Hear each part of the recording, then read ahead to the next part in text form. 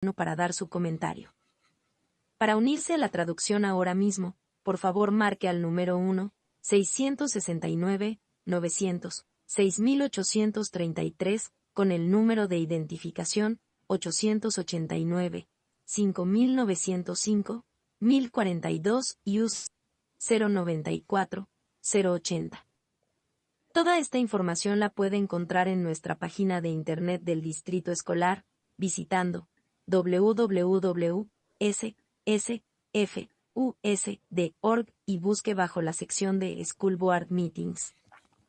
Muchas gracias. Thank you, Mr. Siam, for playing that for us and all the coordination with getting everything up and running. Roll call, please. Student Trustee Rongo Cruz. Present. Trustee Baker. Present. Trustee Shea. Here. Trustee Murray. Here. Vice President Richardson. Present. President Lujan. Present. Thank you, Neilani. Okay, and that brings us to the Pledge of Allegiance. Principal Mert, would you like to introduce our student this evening? Yes, I would. Thank you.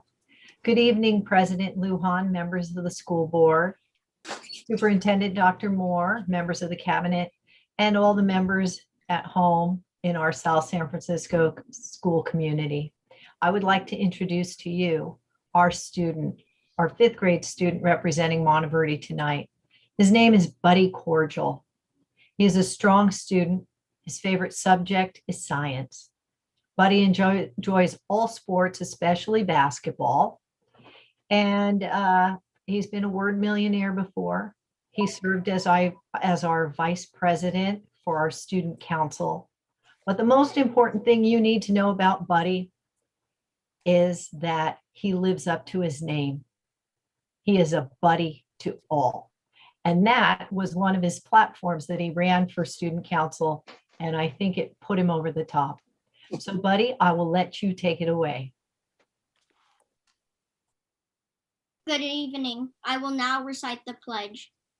I pledge allegiance to the flag of the United States of America and to the republic for which it stands, one nation, under God, indivisible, with liberty and justice for all. Thank you, Buddy. And he already has his certificate. I gave it to him this afternoon because he does come to us and in person. So thank you, Buddy. Thank you so much, Buddy. And that certificate looks awesome. Thanks for sharing that with us. And thank you very much, Principal Mert, for helping get us all settled and started off in the best way. Thank you. Okay. I guess this brings us to reporting out from closed session. Good evening, President Lujan. There is nothing to report out from closed session. Thank you, Dr. Spalding. Okay, review of agenda. Are there any items that we would like removed, altered, changed in any way?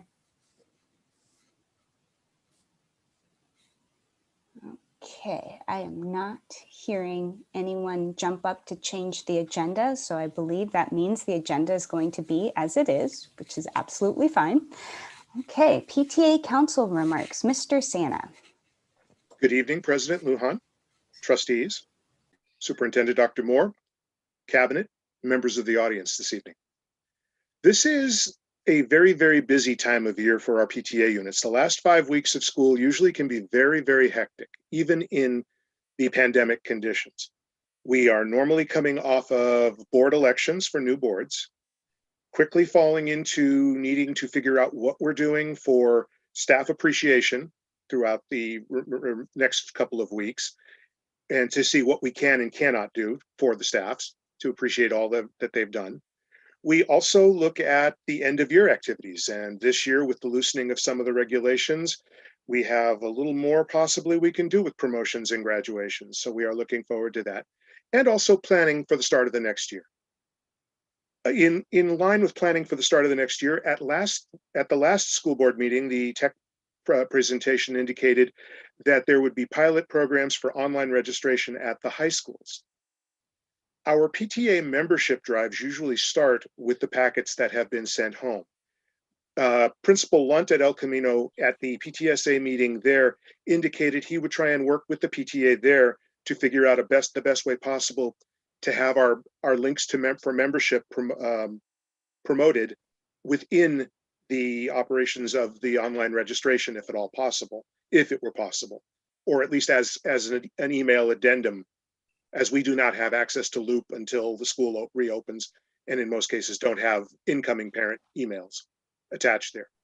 I would hope that we could reach out, or someone could reach out to Mr. Asbra at South San Francisco High School and hope that he might also assist his PTA in being accessible through the online operation so that they can also get up and running with their membership. That concludes my report for tonight. Thank you very much, Mr. Santa. Much appreciated. Staff Association Representative remarks. South San Francisco Federation of Adult Educators. Do not see anyone here this evening. South San Francisco Classroom Teachers Association, President Yano. Good evening, Superintendent, President Lujan, board members, cabinet, and school community. Tonight, we are sunshining our proposal for contract negotiations between our union and the district. One of the items that we are negotiating for is class size limits. There are many good reasons for the district to impose limits on the sizes of classes at our school next year. The first is obvious, COVID. Even with all adults vaccinated, many parents are justifiably nervous about having their child shoehorned into a classroom with 30, 35, or even 40 students. Yes, at the high schools, we sometimes have classes with over 40 students.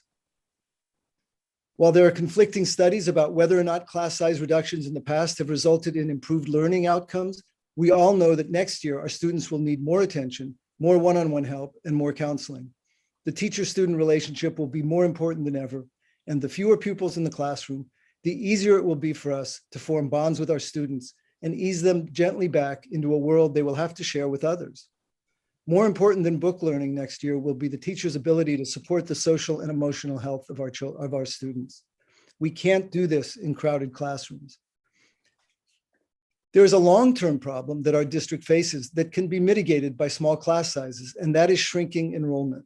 We have had for many years a 2% reduction in student population year to year in our district. After COVID, it looks like it will get worse. We have to make our district as attractive as possible to families who move into the new housing being built. All of that housing is being built on the east side of South San Francisco, and families will be looking at our east side schools. These are our Title I schools. We need to make these schools into showcases with small class sizes, innovative programs, and beautiful campuses. Class size is the first thing that many parents look at when considering sending their child to public school. The physical campus, however, is also important. If you have not done so lately, members of the board, I ask you to walk around the playground at Los Cerritos sometime. I did this last week, and I have to tell you that it is appalling. Mr. O has assured the teachers and principal that the holes and bumps in the asphalt will be fixed by the fall. But what does it say to the community that we let it fall into such a terrible state? What does it say to those students who are back in school there in the afternoons, to the parents who drop them off and pick them up? Compare that to a West Side school, and the contrast is shocking. With all our talk of equity, there sits Los Cerritos, 2 blocks from our district office, hardly the kind of school that will be attractive to our new families. Historically, when we talk to administration about class size, we are invariably told there is one pot of money. Do you want increased salaries for your teachers, or do you want lower class sizes? In other words, do you want to improve education for our students and not get a living wage? Or do you want to get a raise and put up with large classes and have the students' education suffer? This is a false choice. We refuse to be held hostage by this argument. You, the board, set the priorities for this district. And if you prioritize class size and teacher retention, then you can make that happen. There is money in the book fund, there is money in the Google lawsuit fund, and there are lots of other sources. You are our leaders, you set the priorities. Please listen carefully when we present our proposal later tonight. Thank you very much. Thank you very much, Mr. Yano. All right, California School Employees Association, Chapter 197, President Malfatti.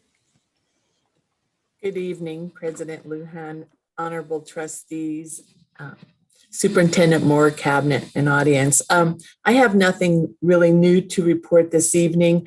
I only have one concern, and that is for our 12-month employees that have more than the 2-year carryover of vacation. So we call it use or lose vacation days.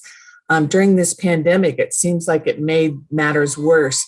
I hear from other departments, such as facilities, that they have 22 days to use before June 30th and that kind of thing. And I'm in that same boat myself, but it's rather alarming when I hear all the maintenance things we need to do around the district. And I'm hearing that there's no carryover extensions or anything. So, but I haven't made my formal request to the superintendent yet. Superintendent Moore has been very helpful every time I approach her with a problem, so I appreciate that. Other than that, everything's just status quo for right now. I do appreciate everyone in our district, as I say often. The resiliency through this pandemic is something I will never forget. And I hold you all in high esteem. So stay safe and have a good evening, everyone. Thank you. Thank you so much, Ms. Malfatti. Okay, this brings us to Personnel Commission. Dr. Spalding. Thank you, President Lujan. Personnel Commission met on April 19th. At the meeting, they ratified 6 position announcements and ratified 2 eligibility lists. Our next Personnel Commission meeting will be May 17th at 5 p.m. We have a board meeting in between that time, so I will give the details of that meeting at our next board meeting. Thank you. Wonderful. Thank you, Dr. Spalding.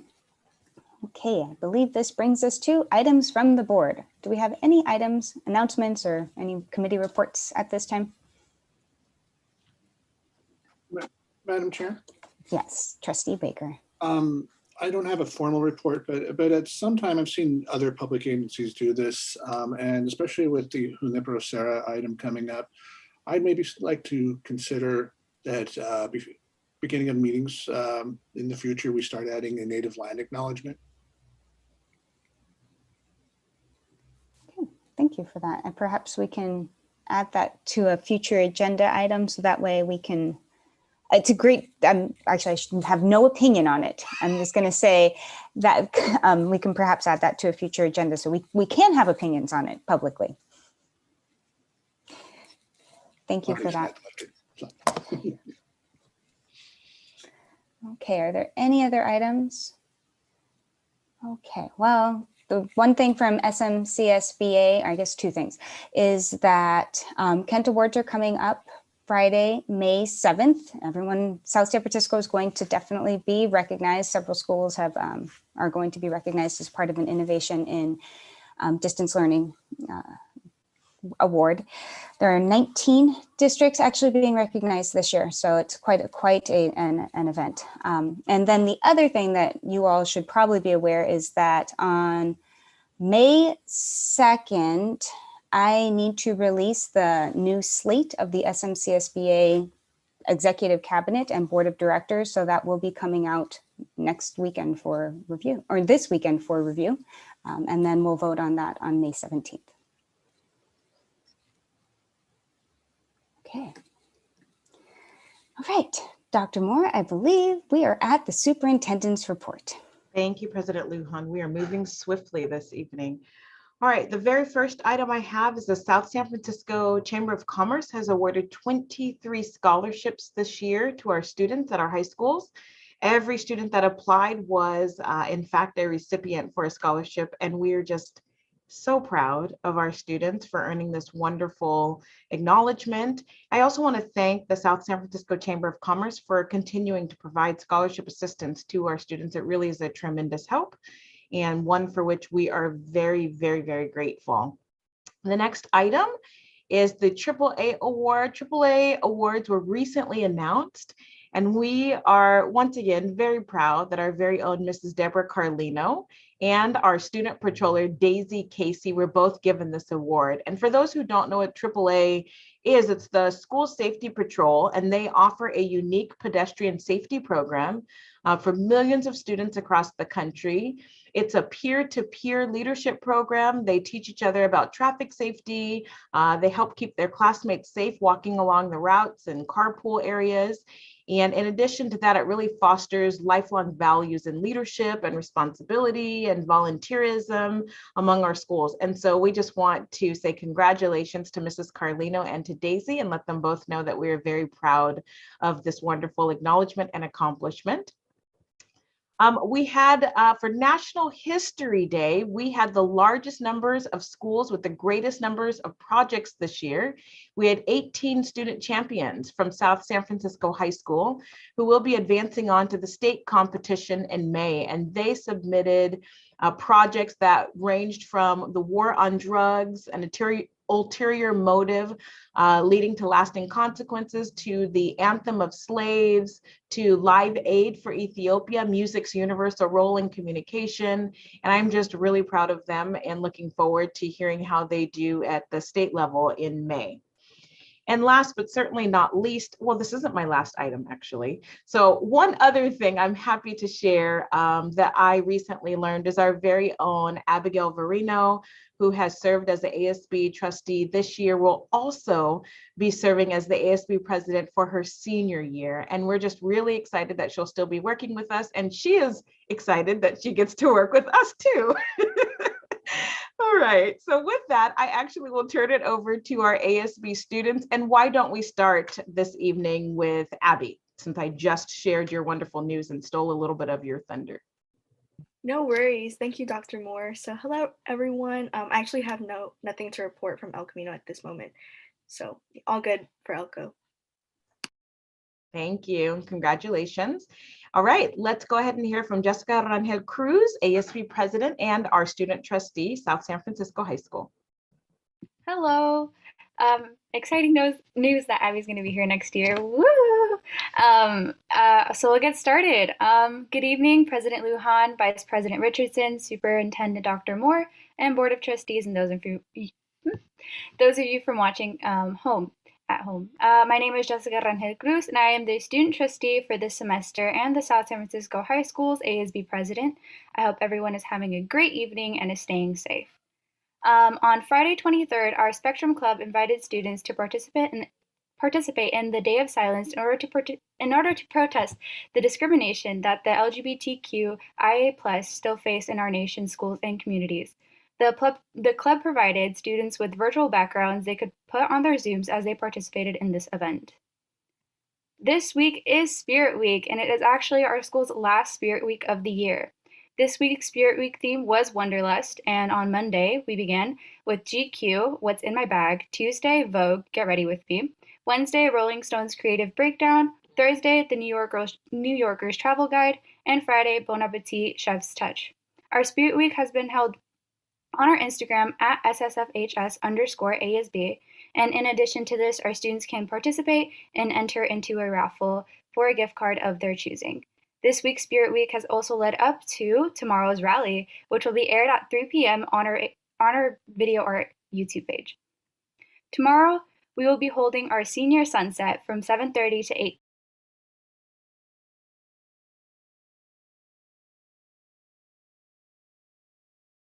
Students will not only be able to see the beautiful sunset, but they can also enjoy listening to music provided by a DJ. On Tuesday, March 27th, from 3 to 3:45, our counseling team invited students to join a stress management support group as the year ends and students are feeling more overwhelmed. This Tuesday was not the only day students would be able to join, as May 4th, 11th, and 8th are also available. Freshman tours began yesterday, and we have one more planned in 2 weeks. The tours was from 12:30 to 1, and they were in cohorts of 10 students. ASB has been selling crystal wire rings from April 19th through the 30th, and the rings will be selling 2 for $5. The link can be found in our link tree located on our Instagram page at SSFHS_ASB. Starting May 1st, next week, the senior IG page at SouthCity_seniors21 will be posting the plans of what individuals from our graduating class will be doing next year, whether they choose to attend college or start working. Commemorating the seniors and the hard work they have done is the least we can do during this time. Thank you.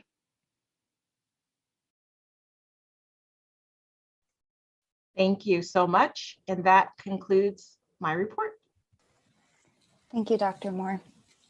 Okay, this brings us to the communications portion of our meeting this evening. Public comments may be submitted in advance of the meeting through the bit.ly link that is available on our website that opens at 3 p.m. on Monday and closes at 3 p.m. on Thursday. All those comments were submitted to the board in advance of the meeting and are also available on our district website. This meeting is recorded. Individuals may address the board concerning school business not on the agenda, but public comment cannot be acted upon or discussed by the board unless placed on the agenda at a subsequent meeting in accordance with the law of the Brown Act. The board may request staff to respond orally at the meeting or in writing at a future time. And with that, I shall turn it over to Mr. Siam. Thank you, President Lujan. Good evening. I'll be calling on speakers during public comment in random order. To our attendees, if you would like to speak, please use the raise hand feature on the Zoom meeting platform now. Attendees that have called in can dial *9 to raise their hand. Speakers will have 3 minutes to give their remarks. You'll hear a tone when your time begins, when 30 seconds remain, and when time has expired. When time is expired, we will move on to the next speaker. At this time, I see 2 attendees that would like to speak. First one is Amanda Sterner. Oh, please give me a moment to get my timer ready.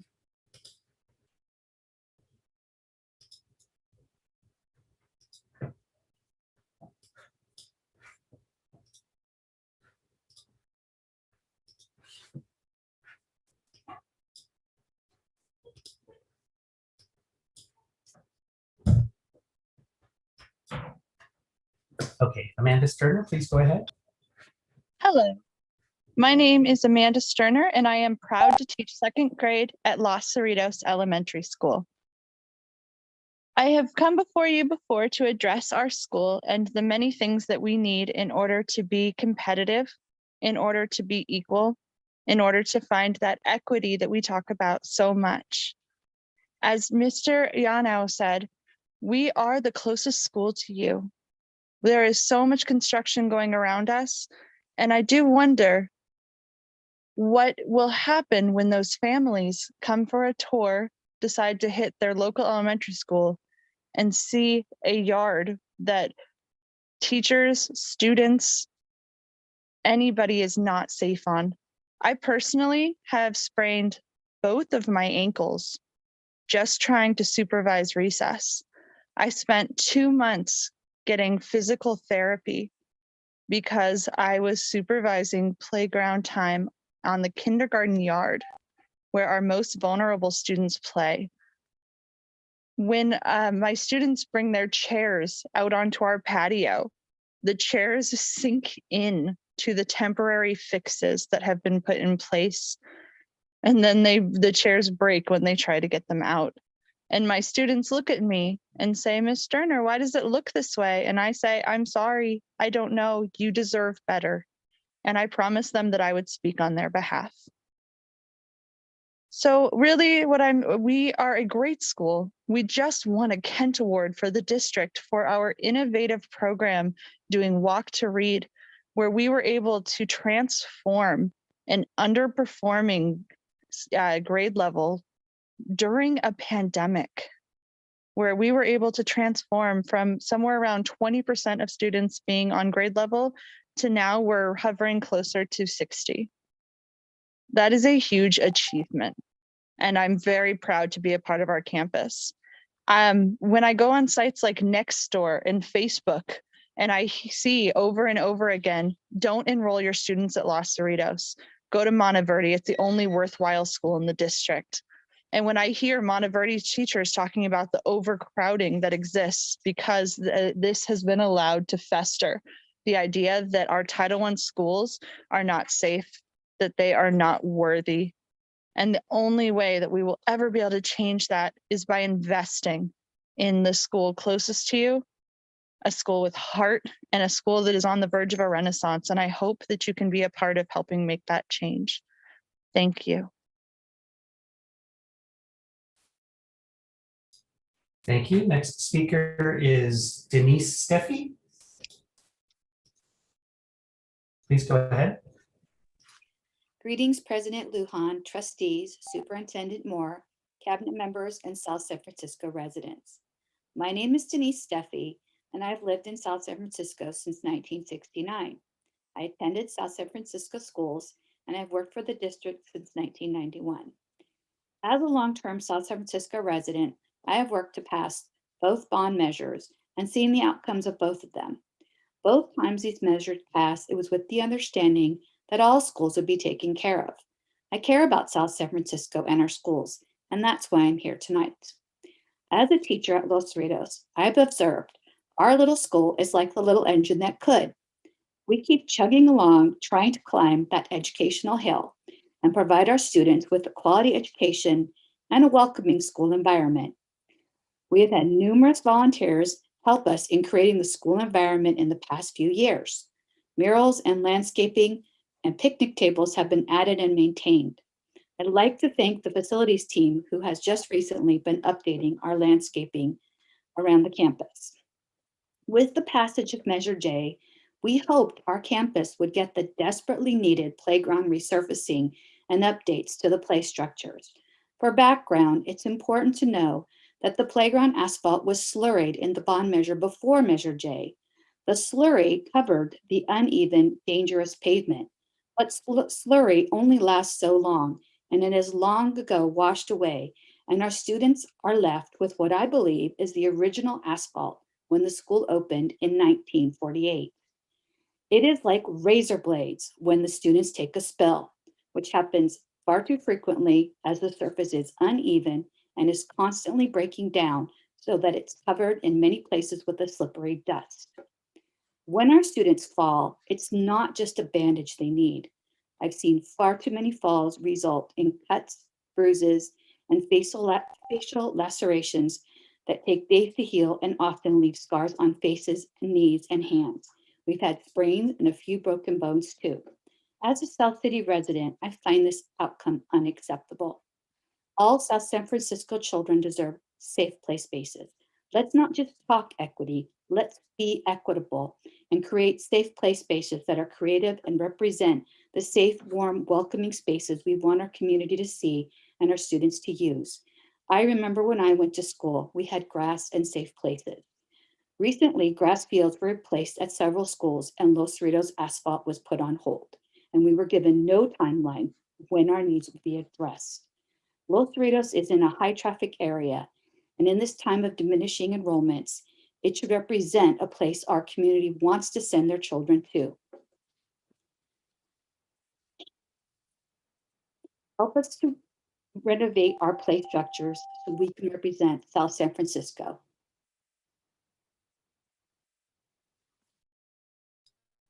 Thank you. Time has expired. Next speaker is Liliana Rivera. Please go ahead. Good evening to the board. I had a couple of things I wanted to comment on tonight. First, I want to say thank you to the teachers who just called in from Los Cerritos. Like, that is so sad. They deserve so much better. And I agree with what Mr. Yano was saying about like there shouldn't be a false dichotomy between class sizes and teacher raises. I think y'all should make an effort to prioritize both because they kind of go hand in hand anyways. And then regarding like the schools on the east side being seen as quote unquote undesirable for whatever reason, like I think that's why it's really important to, when you talk about equity, to talk about race specifically instead of dancing around it.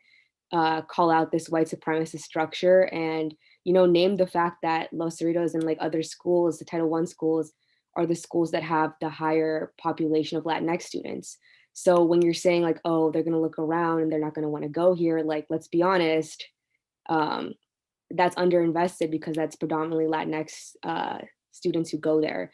And when that's their physical environment, like what message are you sending to those kids? Like they're literally getting that message that I don't matter. And then when they grow up, you wonder why they don't want to like go to school or care about school. And it's because it starts so young that like they're in a physical environment where they're not being cared for. So yeah, I would like to see you guys talk more explicitly about those issues. And also with the Title I schools, that those are the schools, like I said, like most Latinx population, and also where most of the slow spend their time when they get called to schools. So yeah, who's gonna see, you know, who's gonna wanna see like a cop arresting like a middle schooler and be like, oh yeah, I wanna send my kid there. That seems like a good school. And especially with the recent killing of Roger Allen in Daly City, like this really affects South City too. Like, how are you gonna tell these kids who just saw a police killing in the next town over, like, oh yeah, this would be good, just go to school and be around these cops. And it just goes to show like it's not an issue of building community because it's an unequal power structure. It's not a healthy environment for these kids to be in if you really want them to focus on learning and they're just going to be scared. Instead of that, you need to be worried about hiring more counselors, like has been asked many times before from the students, and removing the police from schools. Oh, and also I think you guys should open the track at El Camino because there's no parks in Sunshine Gardens, and there's like a brand new track right there. And also I got injured at this El Camino track too when I was in high school because it was solid dirt. And now that it's brand new, I don't even get to use it because it's like locked all the time, even though like nobody's using it when the kids aren't in school. So, you know, I really think I should open that because, you know, we need park access. Thank you.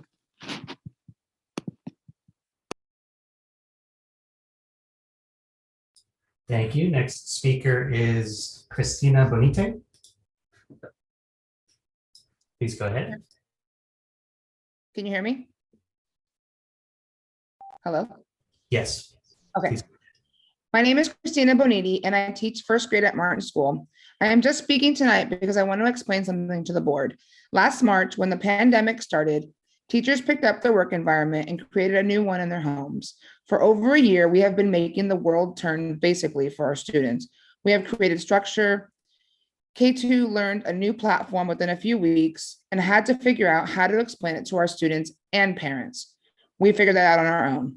We attended trainings for 2 weeks before school started to try and figure out our own lives and how to make this year a year to remember for our students. I know I watched hours of YouTube's videos to figure out the easiest way to use Seesaw because I needed to make my life less stressful trying to figure out how to make Seesaw more user-friendly for myself and for my students. I created myself 850 Seesaw assignments myself this year because you do know that the platform for Seesaw is blank. We still have to come up with what we are doing daily for these kids. That is what I use my Sunday afternoons for, to plan for the week. Teachers have not only been teachers this year, we have been support for not only our students, but for their parents and sometimes siblings who are having a mental breakdown or emotional breakdown. We have worked countless hours this past year messaging parents through the Remind app to help them keep their kids on task or just to support them emotionally because they were over distant learning with their children. Teachers have been ridiculed and basically on a spotlight in front of many families and in our students' living rooms, basically. I have been their daily dose of Zoom instead of The Price is Right. It has been the most stressful year for all of us to teach, and we made it. We rocked it, actually. Teachers make our schools run. We have our administrators, of course, who guide us, who are amazing, but we create the structure for our students. We create the routines. We create the magic to make online learning amazing. So I want the board to realize when our negotiation team comes to you guys with what we need and what we want, a raise, better benefits for us and for our family members, give us what we deserve and what we have earned. We have kept this district afloat during this pandemic. We made you guys look good. You're welcome, no problem. Now show us that you appreciate us. I have one more thing that I want to ask. What is the deal with the Parkway baseball field being locked all the time? The gate is always locked. I am a taxpayer in South City, and my tax dollars help pay for that field to get done. I walk by that field with my dog daily, and one day I watched 2 kids with a baseball bag hop a fence to go and throw a ball with each other. That's wrong. It was 3:30 and the school gate at the bottom was locked. It should be open for kids to play. If there is a custodian on campus, those gates should be open so that the kids can have fun and have a safe place to play. It is wrong that it is locked and nobody can enjoy that field that our tax dollars paid for. Figure it out how to get that field open.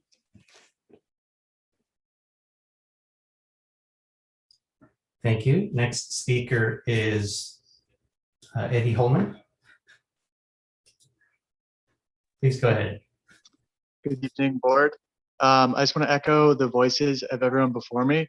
I think we need to open up our fields, given the points brought up by the previous speaker and the speaker before that.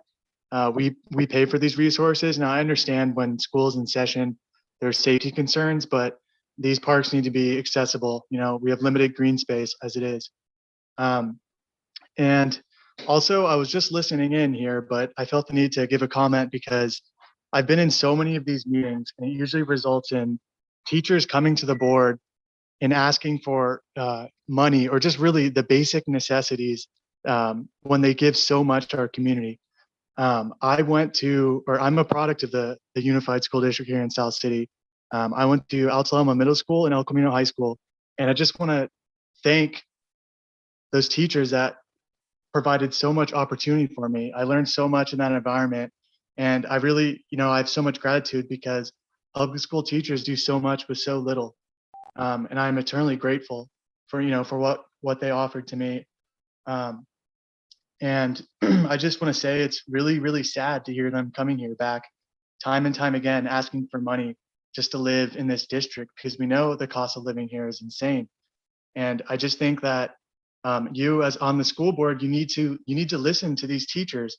And like the previous speaker said, when the negotiators come for the teachers, we need you to listen to them, and we need you to give them what they need, because they are amazing, and they need our support. And the community is asking the board to give them your support.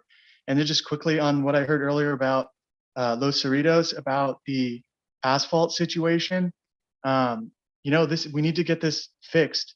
Like previous speakers brought up also, these are the schools that are serving underserved communities. We need to empower them, and we can't have them playing in unsafe conditions. That's just horribly sad condition. And lastly, we need to get cops out of the schools. I don't understand. We need to not criminalize our youth. That's something that the community will always come back here before to say. So that's never going to be a demand dropped by the community. There's no place for police in schools. Police are violent, and police send people to prison, and we don't need to be encouraging the school to prison pipeline. And I think we all need to remember too that there's a history of violence between the South City Police and our youth. There was a South City student that was killed by a police officer. And if you don't know about that, I need you to do a little bit of research about that and understand the violence and just horrible things that can happen when there's an interaction between those two groups. So please, cops out of schools, listen to our teachers, pay them, they deserve it. Thank you.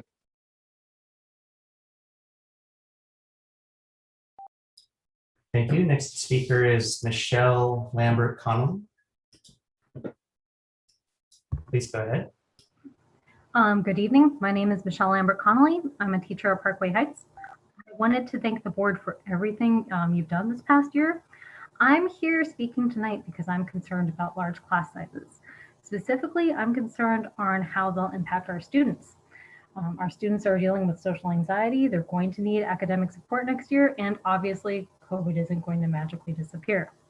Next year, more than ever, we're going to need small class sizes.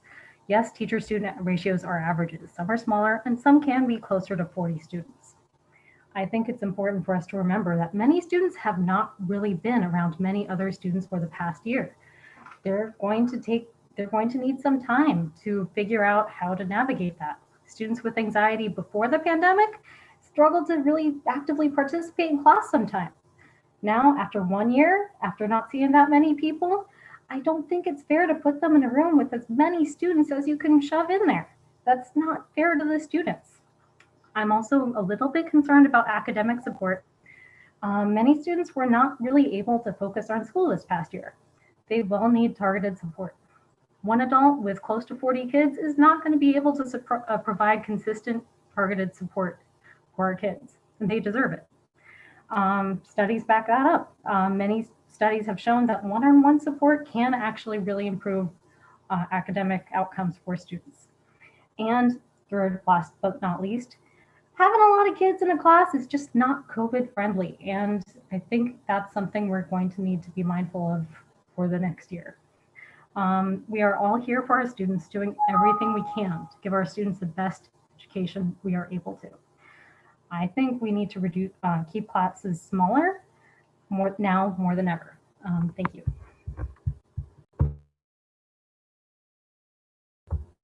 I yield my time.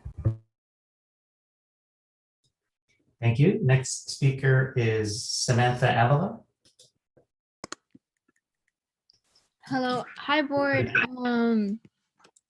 I just wanted to say I saw that on your agenda you have a resolution for Teacher Appreciation Week, but do you really appreciate your teachers if you're giving them such a low salary? Like this whole time, I've been in SSFUSD since first grade.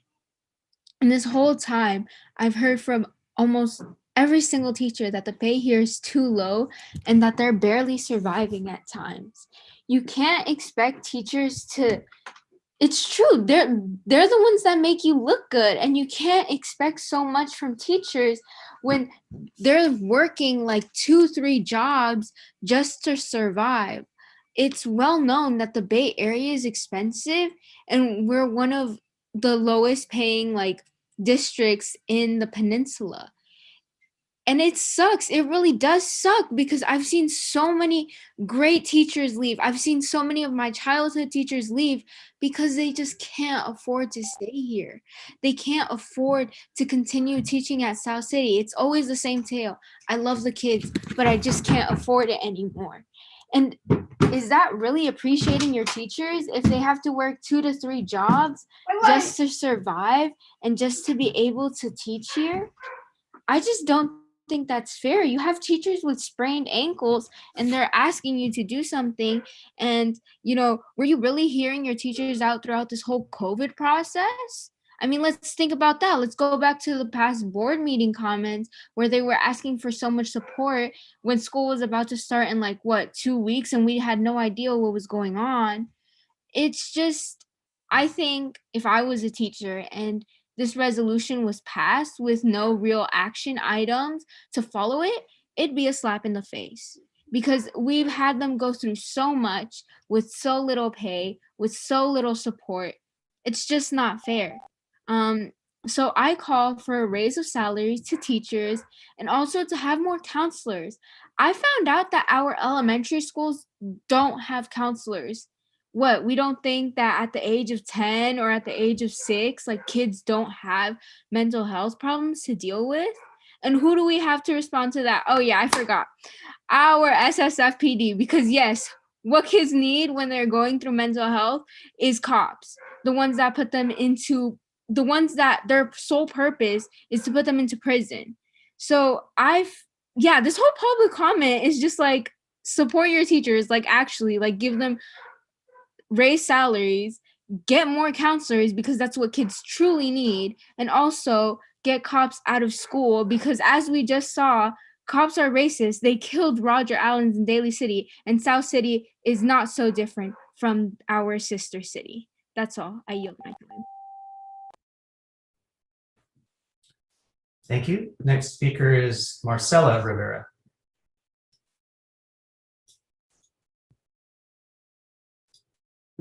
Please go ahead.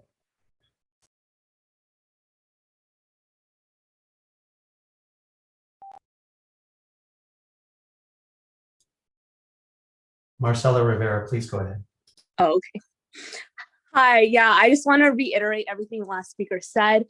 I agree, these teachers keep coming and saying their demands and what they need. And I think that when you're looking at raises, it's not only, it should be monetary as well as benefits, because I think the first teacher that spoke said that she's had to go to physical therapy, which is an expensive cost sometimes. And, growing up in South City and going to the schools, I think that a lot of the times the facilities and, we're out there doing PE and stuff and having recess and just running around doing what kids do. And I think everyone I know has literally bled on those cement asphalt playgrounds. And, I remember going to Westboro and we would have the soccer unit and the grass would be up to our knees and they'd expect us to run around.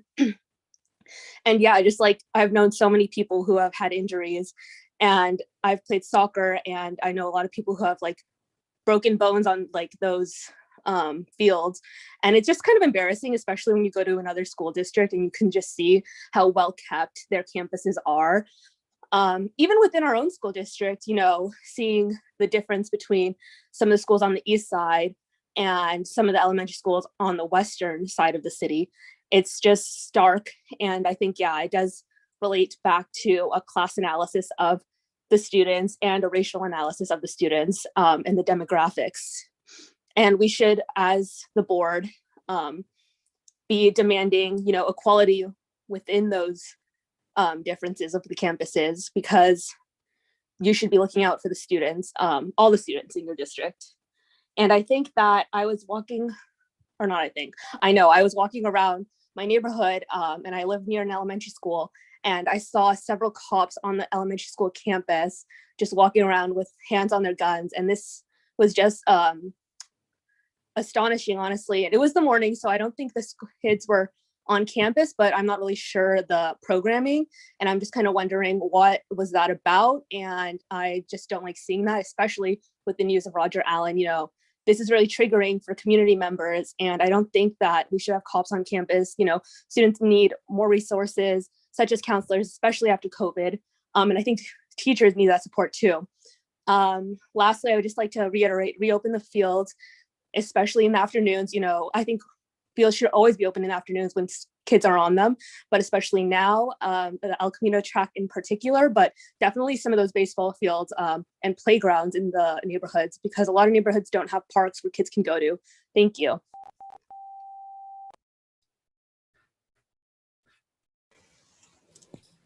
Okay, President Lujan, I don't see any more speakers. Thank you, Mr. Siam, and thank you everyone for your comments this evening. Dr. Moore, I appreciate that there are things in motion with Los Cerritos, so if you and the team can continue to work with the site, the staff at the site to just make sure that they're in the loop on everything that's moving forward. Absolutely. We'll work with Principal McLaughlin, who can make sure that she's keeping her staff well informed. Much appreciated. Thank you. Okay. This brings us to the presentation portion of this evening. This evening, we have a teaching and learning presentation from Monteverde Elementary School. Good evening, President Lujan, members of the board. As just stated, we're going to give Principal Mert a second so she can share her screen. She's going to share some information on teaching and learning in the 2020-21 school year. Good evening, Principal Mert.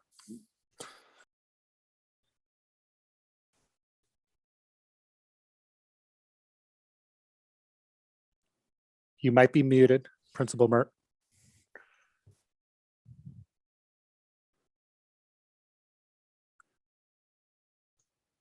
There you go. Should have unmuted first. Sorry about that.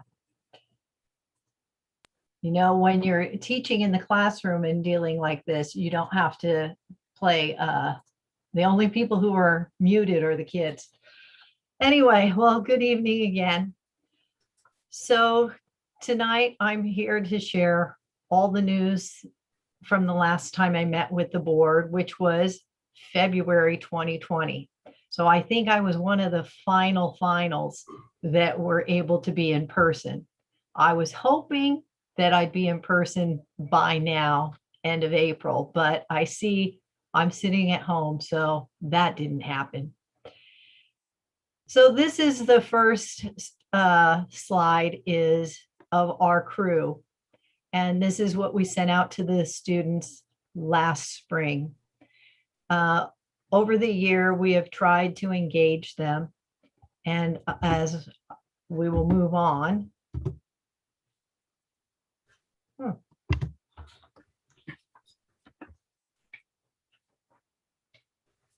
Well, Mr. Irish, what has happened is, there we go. So looking at the LCAP goals, mostly this year we have focused on professional development, and thankfully the teachers have taken advantage of the staff development offerings. And I'd like to hear and throughout commend the staff for being adventurous and pivoting to teaching online. It has not been easy. They're battling, or I won't say battling. they're competing with the new tab and YouTube and video games all day, something that we have not had to deal with in the past. We also have put a lot of time into community engagement. We communicate frequently with the parents. The teachers are on it as far as emailing the parents, letting them know what's going on. And I have to say that we do make calls every day when someone drops off of the Zoom session or when students are not showing up. We're calling right away. We do home visits, whatever it takes to get them on. We do have a few students who are trying to avoid us, but we're working with them. Here's the car. And as I said earlier, we're really working with communicating with our families. We're always about achievement, but this year we've put a lot of time and effort into relationships. And as some of the teachers' earlier comments, I have to say that parents and teachers are communicating maybe a little too much. The teachers are getting texts late at night, and because the families are at home and they need us, normally we would be at school and helping them out and having a finite schedule. Students are working late at night and sending messages to the teacher, and some teachers are responding 10 o'clock at night because they're seeing that the students are online trying to do their work. Hopefully, we'll be moving back to our regular schedule and format. And I'd also like parents, because this year, in our relationship with them, we have become very dependent on the parents as they help the students at home, especially our younger students. They've had to navigate the online platforms, and some of them have even tried to organize their students' materials. One day we had one student ask the teacher, I dropped my marker, I can't find it. And the teacher actually had to say, I'm sorry, I'm not at your home. You're going to have to find it yourself. This is a picture from my office, and it was looking out on that day way back in September. That seems so long ago because of all of the hard work, and it's just been a long time for all of us to live through. Here we have the CASP results from 2016, and we did not test last year, but I left this slide in just for the purpose of mentioning how state testing is going now. We're in the middle of it. All fifth grade has finished their scheduling. This year we scheduled it so that the grade level is working at the same time, and they will complete all of their tests, and then we move to the next grade level. So right now we're in the middle of fourth grade. It actually, I thought it was going to be much worse, but everyone has been very flexible, very accommodating, and very persistent, and have persevered through it. It is difficult for the students to get onto the secure browser or figure out what they're doing. But other than that, I'm very pleased that we have had many of our students able to complete the test. So I look forward to the rest of the fourth graders finishing. Had to do a home visit the other day to get the student on because he totally was missing the point, but he's doing much better now. So he finished his third test today. So we're going to be in good shape. Can't say much about the scores because as you look at our literally, it looks very good, doesn't it? A lot of blue, a lot of green. However, if you really dig deep into this score, some of the students didn't take it. And then another thing that we have to mention is while the students are at home on Zoom, we have some parents who are, redoing their third grade days or helping out a little bit too much. So next year will be very interesting to see how the students are really doing when they're in person and when they're working in the classroom. I'm thinking that we're going to need some more reading intervention and some work, especially in the area of math. But looking at these numbers here, we just have to be very cautious because near 50 students didn't take it. These are pictures of how we have tried to support our families and our students in being successful. At the beginning of the year, you can see on the left that we sent home with each student a bin, sort of an organizer for all of their materials.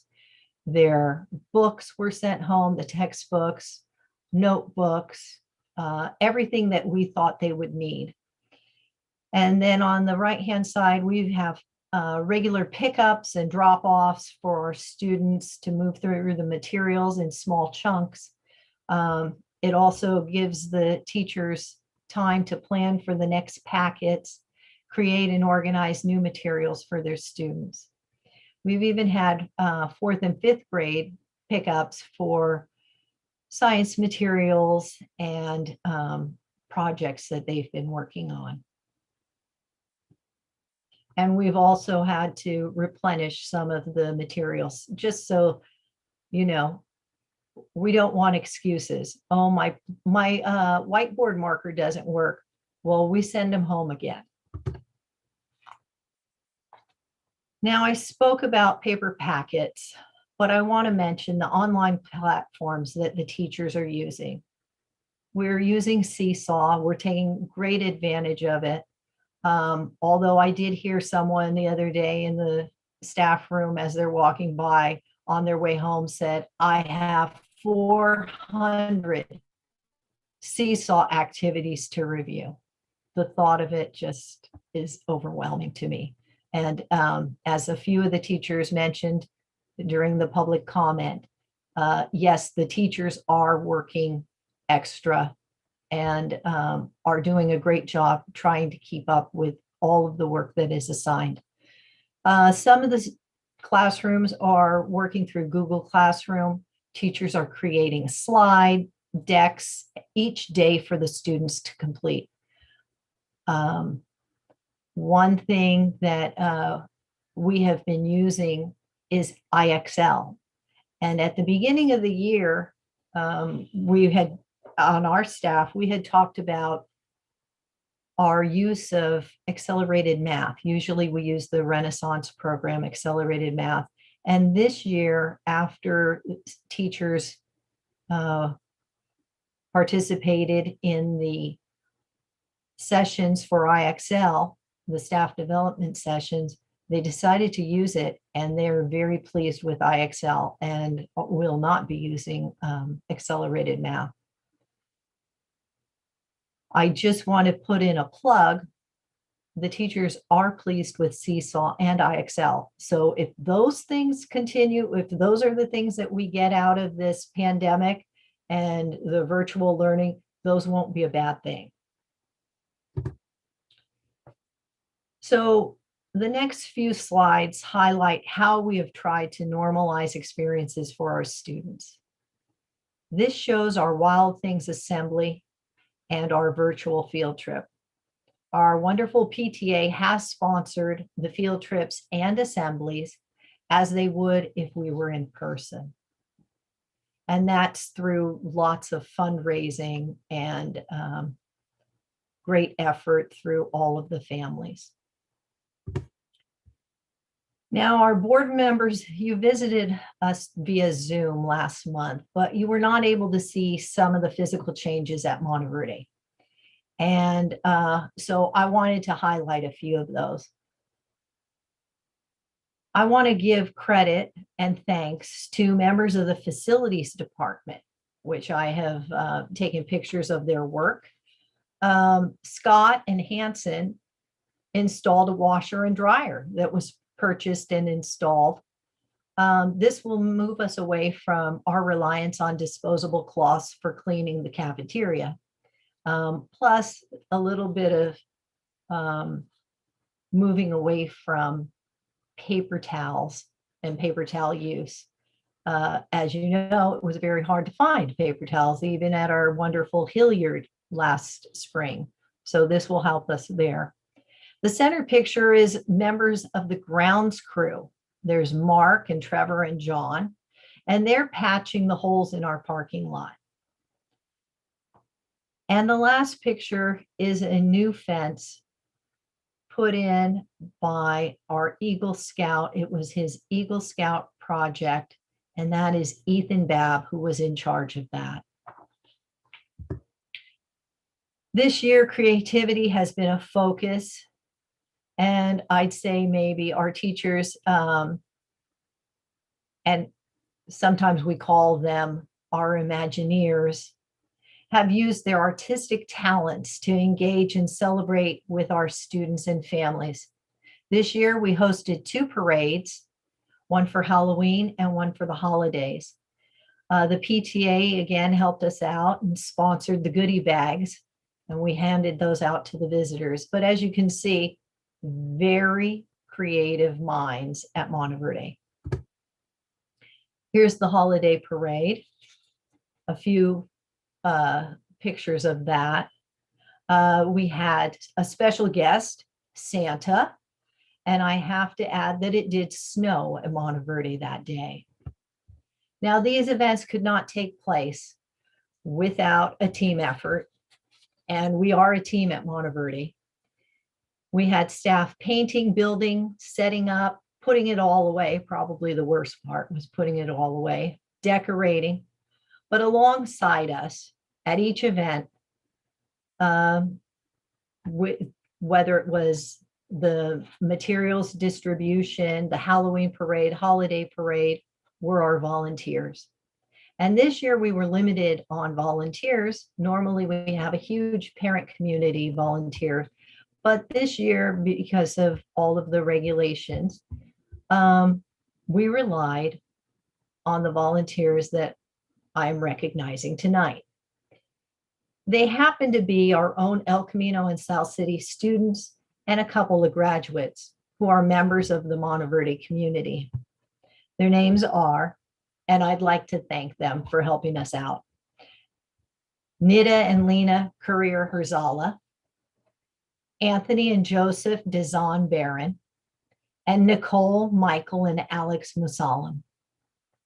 You may recognize their last names because those are names of our staff members. These are children of 2 of our teachers and our administrative assistant. A few of them even went to Monteverde, so they know the routine.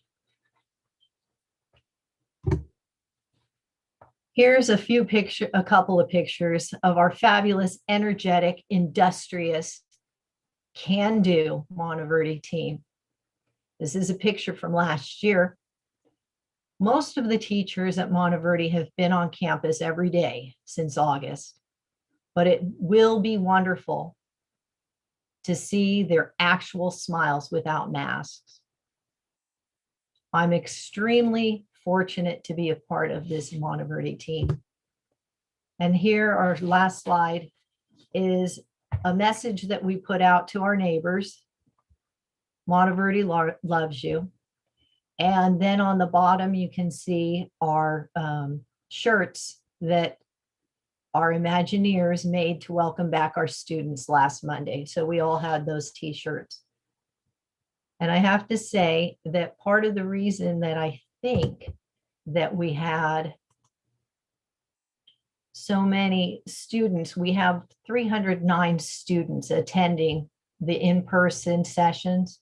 And I think part of that was because of the relationships with the teachers. The teachers contacted all the parents, made sure that they completed the survey and are attending most day. All of the students are able, if they are able, to attend Monday, Tuesday, Thursdays, and Fridays. So that's what's going on at Monteverdi.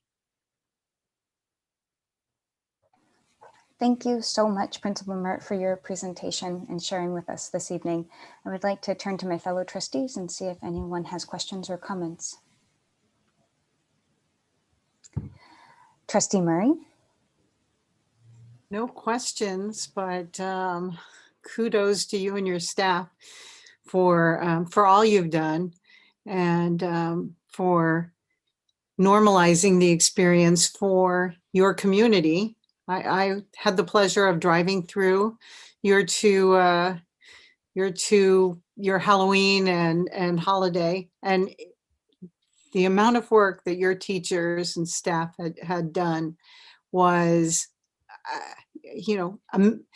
amazing doesn't even say it. I mean, it was just more than I would have ever imagined.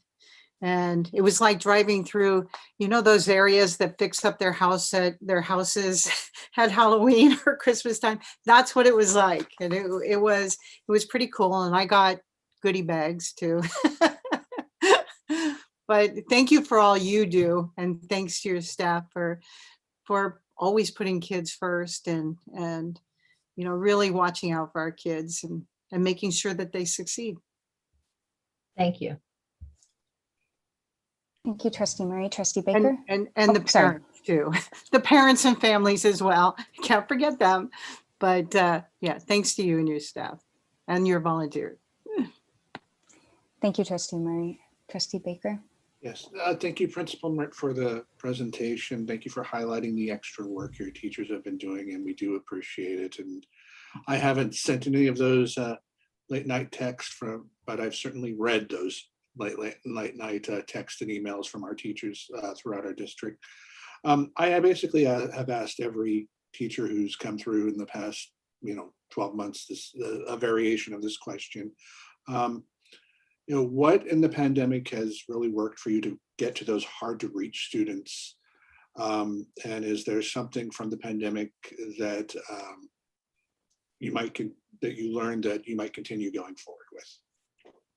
Well, I think that we have found that the teachers really like working with program and IXL. I think those would be great to keep. As far as reaching out to the students, I think it's just perseverance and hounding. The teachers call the office and we call or visit the homes and try to get the students online. I mean, I was working the secure browser yesterday. We're just trying to be as helpful as possible. If the students need help with technology, or if there's a problem, we switch out equipment, whatever it is.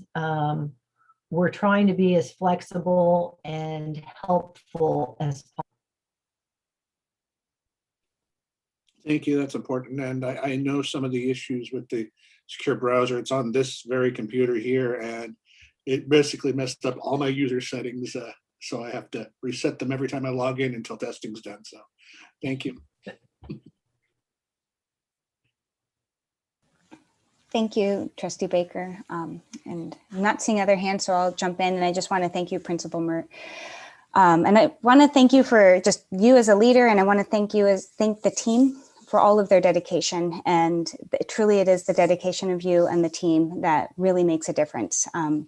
I know you were there early and I know you were there late. And I just thank you for being just a solid leader who really is creative in problem solving, to ensure that students are supported and as are families and that they're having positive school experiences. You definitely are a leader who has the vision of school is important, academics are important, but it's also creating those positive experiences with school, like field trips and PTA events with cahoots and parades that help keep kids coming back. So even on a hard day, they're willing and excited to come back the next day. So thank you for all your work. It is very much so noted and very much so appreciated. So please extend our thanks to every staff member at Monteverde for all the hard work you are putting in. Thank you. Can I just make a comment? Thank you Oh, so yes, much. sorry, Trustee Shay, I didn't see a hand go up. That's why I didn't call Sorry, you. I'm I did not do that. My fault. Thank you so much for everything you do, Principal Mert. It's very impressive with your presentation and then your staff and your leadership on this great work. And also you are how you are so sharp recognizing the results on the standardized test and also the assessment and the way you analyze it, it's very stunning to me. It's like, wow, yes, you are right. If many students are not taking it, we need to take a grain of salt of the results and then reevaluate it. So those are the very sharp observation. I admire that. So appreciate your paying attention on this important task and then also leave room for your leaders to maneuver. So just want to say thank you for all your contribution. Thank you. With that, thank you, Principal Mert. We're going to transition on to the next presentation. Okay. Our next actually, I should do a time check because I realized we have a break that we need to take at 8:30. So, and I believe that Mr. Siam, you were doing the next presentation. So I wanted to get a sense of, would you feel rushed if we had to make you do your presentation in 10 minutes? I recorded it earlier and it's a little bit longer than 10 minutes. It's around 13, 14 minutes. Perfect. Actually, with the late start, we don't really need to take the break until 8:37 tonight. Oh, wonderful. Okay. Do you think you could do it in 17 minutes? And if we need to, we can always hold our comments till after. Awesome. Thank you, Mr. Simon. Thank you, Neilani. Okay, I'll take it away.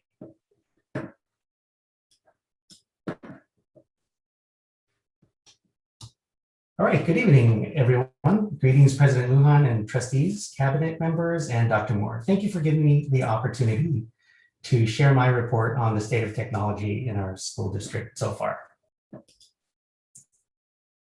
For some perspective, here is a map of our district. We have 16 schools across 3 cities, 21 sites in all. And there are 6 technicians, 2 positions of which are still open, 1 systems administrator position, which is also open, and 1 office coordinator to support all of our technology needs. Our work supports Goal 1 since it's directly helps student academic achievement and online testing and learning, and but also strongly supports Goals 2 and 3. Here's our agenda. I'll give an update on the state of technology in our district and provide some background on the need behind current projects, and I'll share the status of those projects as well as our response to the pandemic. Then looking forward, I'll share some of the challenges my department faces and some possible solutions. Background. I'll talk about our network infrastructure upgrade project and how it came about, why we established technology standards and made a shift towards industry standards and best practices, what we're doing to fight spam and ransomware and why it's important to do so, and what we've done to improve tech support for our staff, students, and families, and our response to the pandemic. So one of the most frequent complaints I received when I joined our team a year and 9 months ago was how poorly our network performed, especially during times of high activity. Websites would load slowly and the network would go down at the worst times. We enlisted the help of a consultant to survey our network infrastructure, and they recommended completely replacing all of the components of our network. After presenting the results of this survey at a board meeting around this time last year, we were able to move forward with the massive project thanks to your support. Here are a couple of my favorite pictures showing the lack of workmanship on previous installations and the lack of network security, where a server has been placed in an open workroom area. Most of our servers at our schools are installed in a similar fashion. Our old network couldn't handle the load of the number of devices we had even last year. We also had so many different types of devices, both old and new. Our technicians were being asked to support so many different variations of devices and didn't have specific technology hardware standards. Here you can see two similar looking laptops, but they have vastly different costs and capabilities. Software that might work well with one might not work well with the other. And around the same time, we started discussing going one-to-one, having a district device for every student. So we established clear standards and published them so that anyone can view them and know what the IT department can support. Standard hardware also allows our techs to quickly repair or replace technology, minimizing downtime. Since the hardware is the same, we can maintain a smaller inventory of parts and even buy them in bulk to save costs. This also streamlines so many other things like purchasing, training, documentation, and troubleshooting. Spam and ransomware have been constant annoyances in our daily email life, but these annoyances have become major issues for many school districts because we're becoming more of a target. Malactors have been using spam and ransomware as a way to gain illegal access to our systems and data to either extort money by holding our data hostage or trick staff into sending them money. The IT department has a small team that provides direct support to district staff. Again, with your support, we were able to add 2 more support technician positions and 1 systems administrator position. So we've got our work cut out for us, and if we want to make improvements, we organized this work into 3 main areas of focus: user databases and server environment. These systems contain user databases and critical education and business related data that our district relies on for its daily technology related functions. Linked systems use these databases for various things like computer logins, data lookups, and more. It's really important for these user databases to be as up-to-date as possible and for the data to be as clean as possible. Otherwise, any system that you might link to them may not work as well as you need them to. There's a concept in computer science called garbage in, garbage out. Many of these databases have not been managed or maintained with industry best practices in mind. A few months ago, I reported that while cleaning up our primary user database, there were 569 accounts that should no longer have been active. We had been working to clean and reorganize these databases and build a server environment that follows industry standards and best practices so that linked systems can perform as well as possible and allow us to streamline account management by using automation. Improving these systems is a step we have also taken as part of our response to ransomware attacks. When this project is done, we will upgrade the server hardware at our elementary schools and then work on the secondary schools. Network infrastructure, we realized that improving our network needed to be a part of our plan because of the increasing reliance on the internet and other network connected resources. Around this time last year, you authorized us to move forward with our network infrastructure project, and this project consists of 3 parts. You can kind of see them in the pictures laid out here. Part 1 on the left is structured cabling, the cabling inside walls and between buildings connecting devices to the internet. This is the foundation of our network. All network devices use this cabling, so it is critical that this part of the network be designed and built to industry standards. Even wireless networks need this physical network cabling because the wireless access points need to be physically connected to the network switches. Part 2 is the network electronics portion of the project, the network switches that the structured cabling is plugged into. This part of the network directs traffic back and forth to the right device, printer, server, or out to the internet. Our network electronics contractor will have installed about 94 switches by mid-May. And one thing to note, we're doing everything possible to remove this equipment from classrooms.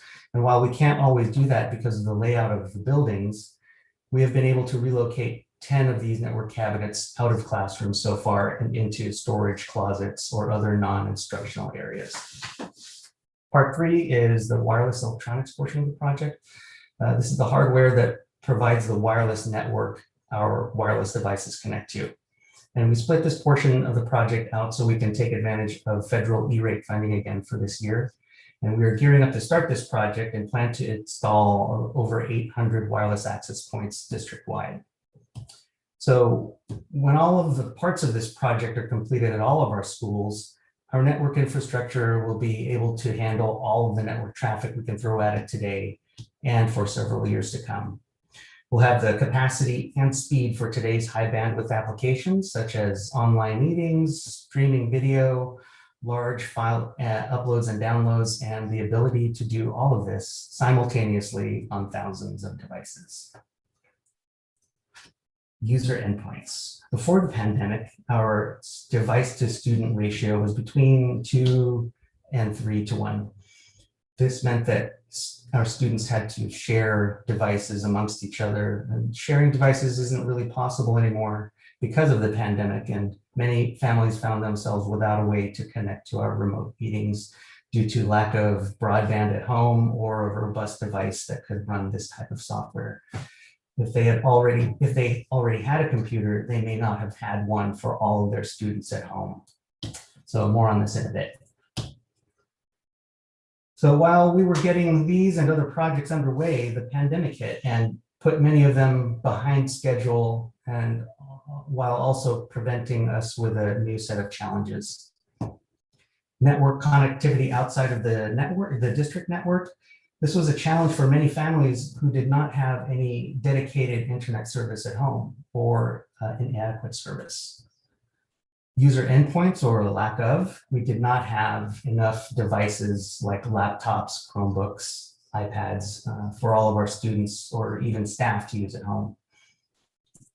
Remote meeting software, although we had Google Meet, access to Google Meet, the shortcomings on that platform didn't make it easy for teachers to use for remote instruction, and so we purchased district Zoom licenses. And the increased reliance on technology. The pandemic forced us to heavily rely on technology to continue instruction and business operations. So this was our technology response to the pandemic. We deployed 13,254 new devices this school year. To help address the lack of internet connectivity at home for many of our families, we purchased and deployed cellular data hotspots. To help address the lack of devices for our students, the district's community partner, Genentech, donated $500,000 towards the purchase of Chromebooks. We also purchased iPads for our little ones who are not able to type that well just yet. To help address the lack of remote meeting software, we partnered with Ed Services, who listened to our teachers' input and developed resources on how to use Google Meet and Zoom. And we also purchased Zoom licensing for all of our teachers and administrators, as well as purchasing a good laptop for all of them to use. And lastly, we set up a tech support hotline for families to call in to get tech support.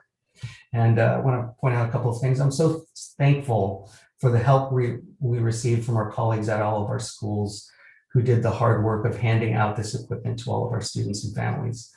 I also want to acknowledge the generosity of Genentech and their community partners whose donation made a significant portion of this hardware purchase possible. Also our hardware partners, T-Mobile, Apple, and Dell, who really stepped up and were able to fulfill these orders for us at a time when every other district in our county, state, and country were trying to do the same thing.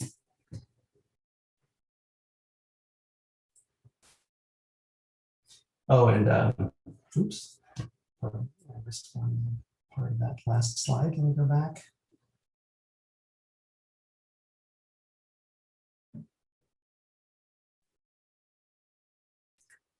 Oh no.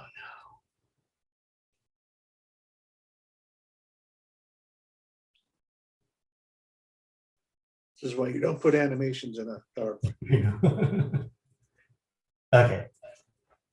So one thing I wanted to note was Dr. Moore brought to my attention a grant called Empowered ED 2.0. And after looking into this, we're able to apply and avail of this grant to pay for the hotspot hardware itself, valued at $328,500. We also applied for and received California Teleconnect or CTF discounts and applied that to our hotspots data service, which cut the cost of that service in half. You can see that reflected in the updated total at the bottom left there. That's a part of this. So here's a chart showing the number of technology devices we've had through the years. You can see the increase of certain devices starting from 2013 and 2019, and finally this year, 2021. Showing an increase pretty much across the board, especially in the Windows and Apple devices and Chromebooks. Here's a short list of some of the projects we have going on right now or have recently completed. You can see that they are grouped into the areas of focus we spoke about earlier, and I'd like to acknowledge the hard work my team has done on these projects, as well as others that we have recently completed or are working on right now. I'd like to also acknowledge my colleagues in other departments whose help with these projects and general collaboration make the success of these projects possible. The projects we've completed have a check mark next to them, and the ones we're still working on have a construction cone. Department challenges. So looking down the road, we're still facing some challenges. Staffing. It has been difficult to recruit and retain qualified staff. We've been short-staffed since late 2020, and for various reasons, mainly due to COVID and staff resignations. But we've been working with human resources to fill these positions and hope to have some new team members on board pretty soon. Bilingual tech support. The lack of Spanish-speaking staff in my department makes it hard for us to provide support for a segment of our population. There are no native Spanish speakers on the IT staff, and while I try to do my best, I can speak some Spanish. We have to rely on our colleagues at our schools for a lot of that help. Standardization, we continue to move forward with the standardization of hardware, software, as well as policies and procedures. We're providing staff with training. The Apple purchase comes with a lot of training for both staff and our teachers. And IT is partnering with Ed Services and Human Resources to provide training resources and assist with training delivery. And our techs have also been able to take advantage of the Apple training as well. Building systems, continuing to build systems to increase capacity and efficiency. This just takes time. Filling the systems administrator position will also really help out a lot. Fighting spam and ransomware, this is an ongoing battle. School districts across the nation manage and deal with sensitive information and are a huge target for hackers. I'll have a more detailed update on our response to the grand jury report on ransomware at an upcoming board meeting. We've updated our spam firewall, and it uses artificial intelligence to detect spam and phishing emails and has been working very well. Most of it no longer makes its way to our inboxes.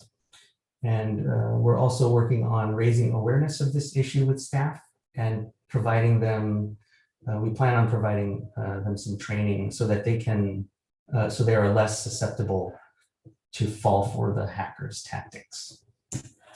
And this concludes my report. Thank you. I'm happy to answer any questions. Thank you so much for the presentation. I have many thoughts, but we're at 8:37, so we should take a 10-minute break.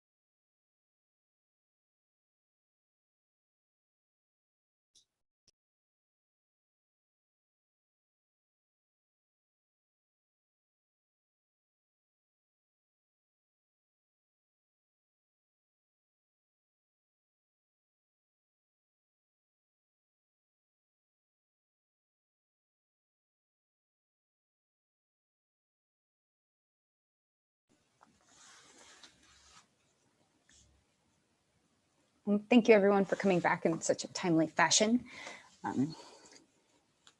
Awesome. Good to see all the screens popping back on. It's good to see everyone again. Mr. Siam, thank you so much for that absolutely fantastic presentation and all of the updates. The pictures were fantastic. I would love to turn it over to my fellow trustees and see if there's questions and comments following Mr. Siam's presentation. I have a question. Go for it. Hi, Mr. Siam, thank you for your presentation. During it, you showed this screen. Can you tell me next year, I don't know if we're going to bring every student always bringing their work at the same time, but we've never had that many devices and never had that many devices online at the same time. Do we anticipate our network will be able to handle it once we're back on campus full time? Not at all schools. Only the schools that have completed the all parts of the network infrastructure project. Right now, we only have been able to complete two parts at two schools. That's South San Francisco High School and Los Cerritos. So we've been able to complete part 1 and part 2 of our infrastructure upgrades. That's the structured cabling portion and the network electronics portion. So they've received new cabling and new network switches. We're still gearing up to start our wireless upgrade phase or part of the project. As you might know, supply chain is still a major issue, but fortunately we have a very good relationship with all of our vendors. The vendor that we selected, you approved the contract for that mid-March. Ruckus has told me they have set aside the indoor wireless access points for our projects, and I was very, very thankful to hear that. So not until all of the phases, all of the parts of the project are completed, will we be able to have the capacity to handle that type of network traffic, all those devices coming back. Great, and a really quick follow-up to that. Obviously, our students are not going to spend quite as much time online next year, with being back in class. Do we anticipate devices next year remaining one-to-one? Yes. Or going to go back to our old system with a cart and you pull up a laptop when you need it? Yeah, well, and that's the hard part, right? We haven't had to do this before. We haven't had to face this kind of challenge before, and we've never had this quantity of equipment before. We do have enough to be one-to-one now. So we're in the kind of a more ways than one unusual year where we didn't have all of the hardware we have now available exactly when we needed it. So we handed out what we had on hand. And I believe, if I remember correctly, that was around August or maybe even April of last year.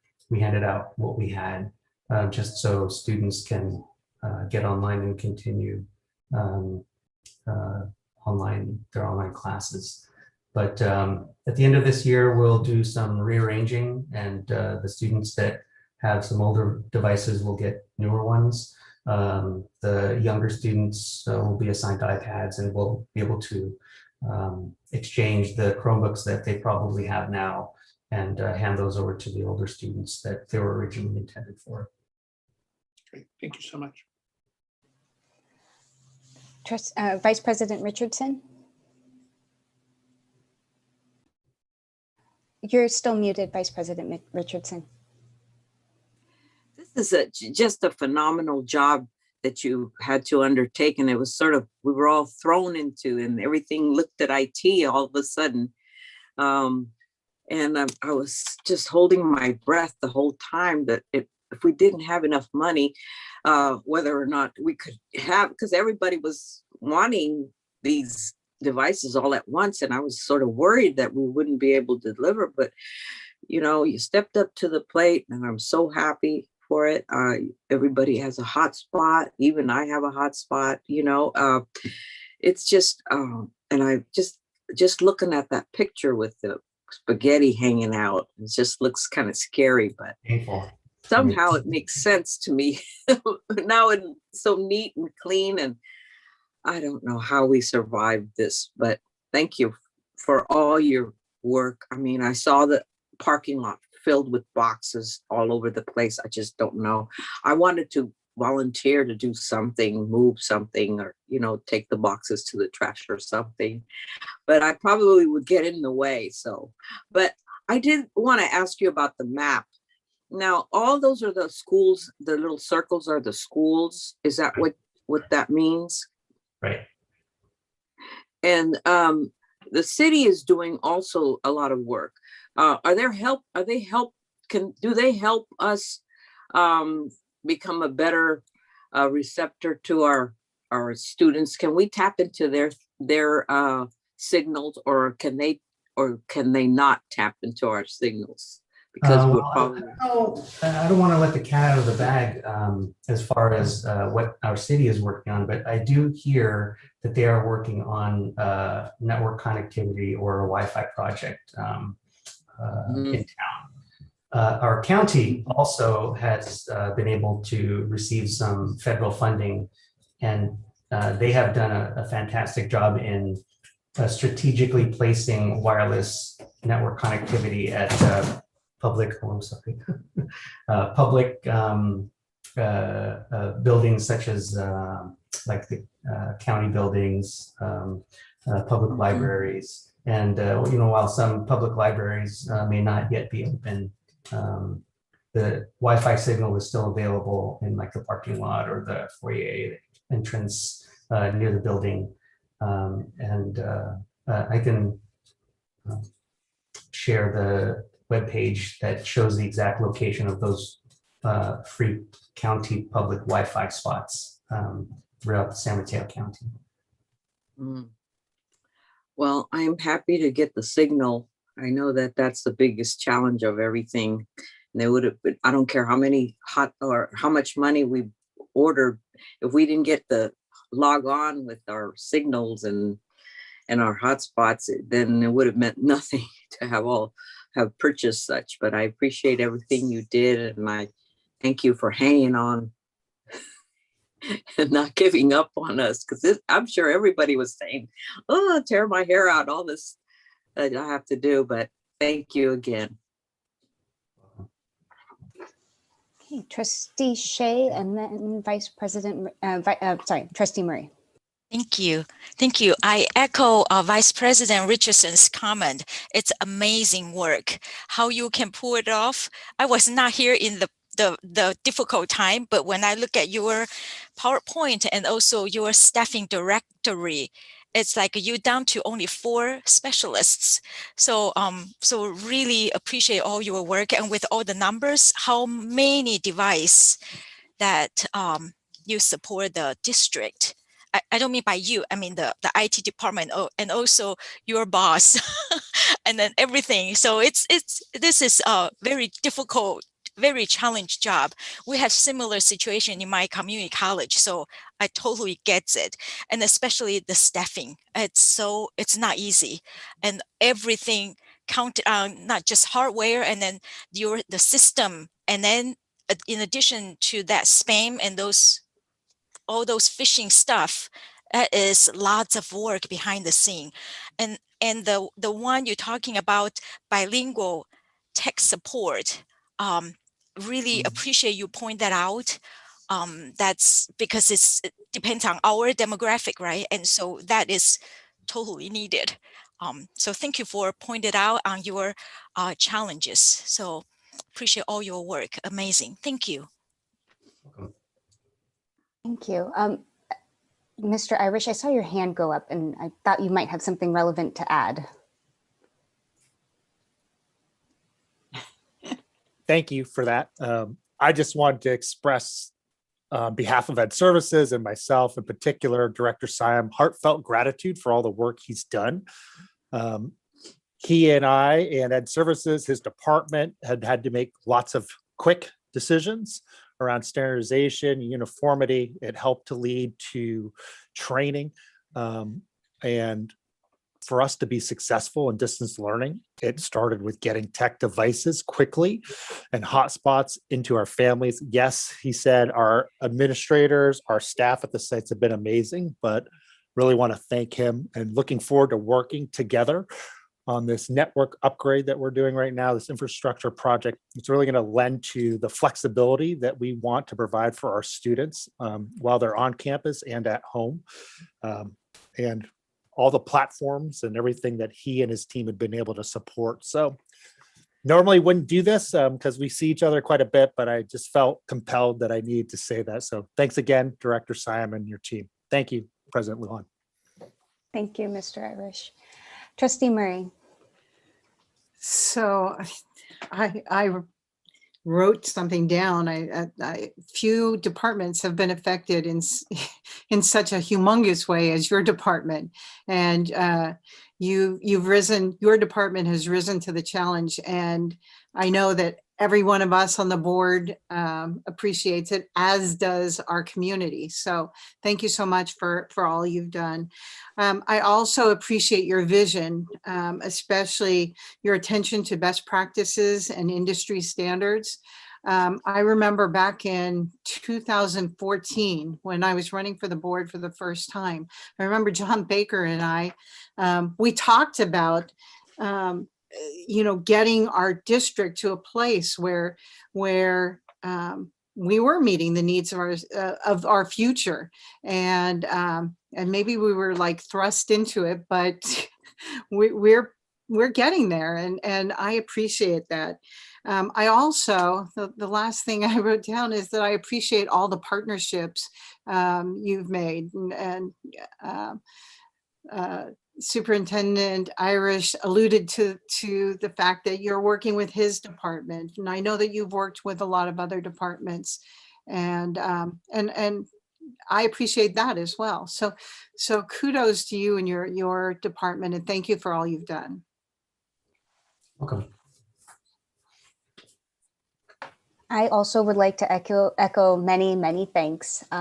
You shared many wonderful photos that help bring to life just really where we were, and where we are at this time and where we're going. And that speaks volumes, and just the volume of what you've had to do over a very intense period of time. Just thinking about moving 13,000 devices in a very compressed period. It's not even over the course of a year, it's over a compressed period because everyone needed devices at the same time, is just mind-boggling. And the fact that cabling projects are still moving forward, and then to even hear you highlight something that makes my heart happy, clean data, so that way systems can actually link, and that we minimize the errors that happen when we're entering the same data over and over again. Throughout this presentation, my heart just went, yay!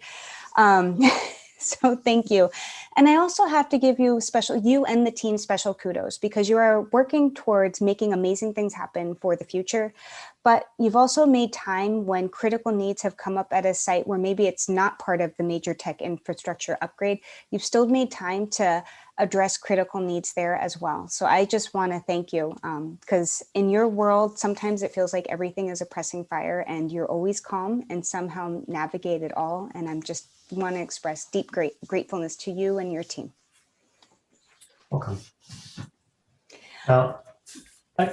Mr. O raised his hand. I guess everyone has thoughts tonight. Yes, yeah, good evening, everyone. Yeah, I just want to add this, everyone says such great things about Joe already. One other thing I want to add is that, he has so much experience working in technology for so many years, and he has so many connections, and that's how we were able to get a lot of the equipment ahead of all the other school districts, because he knew the the sales rep and all the different companies. So we had priority over a lot of the school districts. So that really helped us to get the equipment as well too. So I just want to thank you for having all the connections and and supporting the school district as well.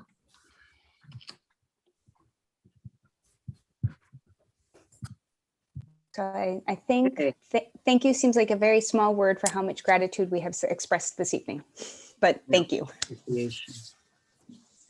I just want to say, if there's any example of team effort, this was it. So I'm very thankful again for everyone's kind words, and we'll continue to do what's necessary and what's required to move our district forward. Wonderful. Well, thank you so much for everything. And good luck with keeping things moving forward, where you have all our support. Mhm. Okay, I think this brings us to the consent agenda. The following items are submitted for board approval. One motion will authorize action for those items so designated. Madam Chair, I'd like to pull an item for just a really brief question. Yes, absolutely. Item 2A, renewal school loop contract. 2A. Are there any other items that anyone would like to pull? Well, I just, President Lujan, I just have a comment on the minutes, just to verify that there was a correction. I can't remember if it was it the April 15 minutes that I had I requested a correction. I just want to verify it. It's the March 25th. Oh, March 25th. Okay. Was that I made the changes? Was that corrected? Yes. And other than that, I have no other. Thank you, Nalani. You're welcome. Okay, do we have a motion for all items except 2A? If my question. Or do you want to go ahead with your question? Yeah, if my question would be quickly answered, we can throw it back in if that's it. Okay, would you like to go ahead with your question? Yeah, I'm not sure if this is going to be for Mr. O or Mr. Irish.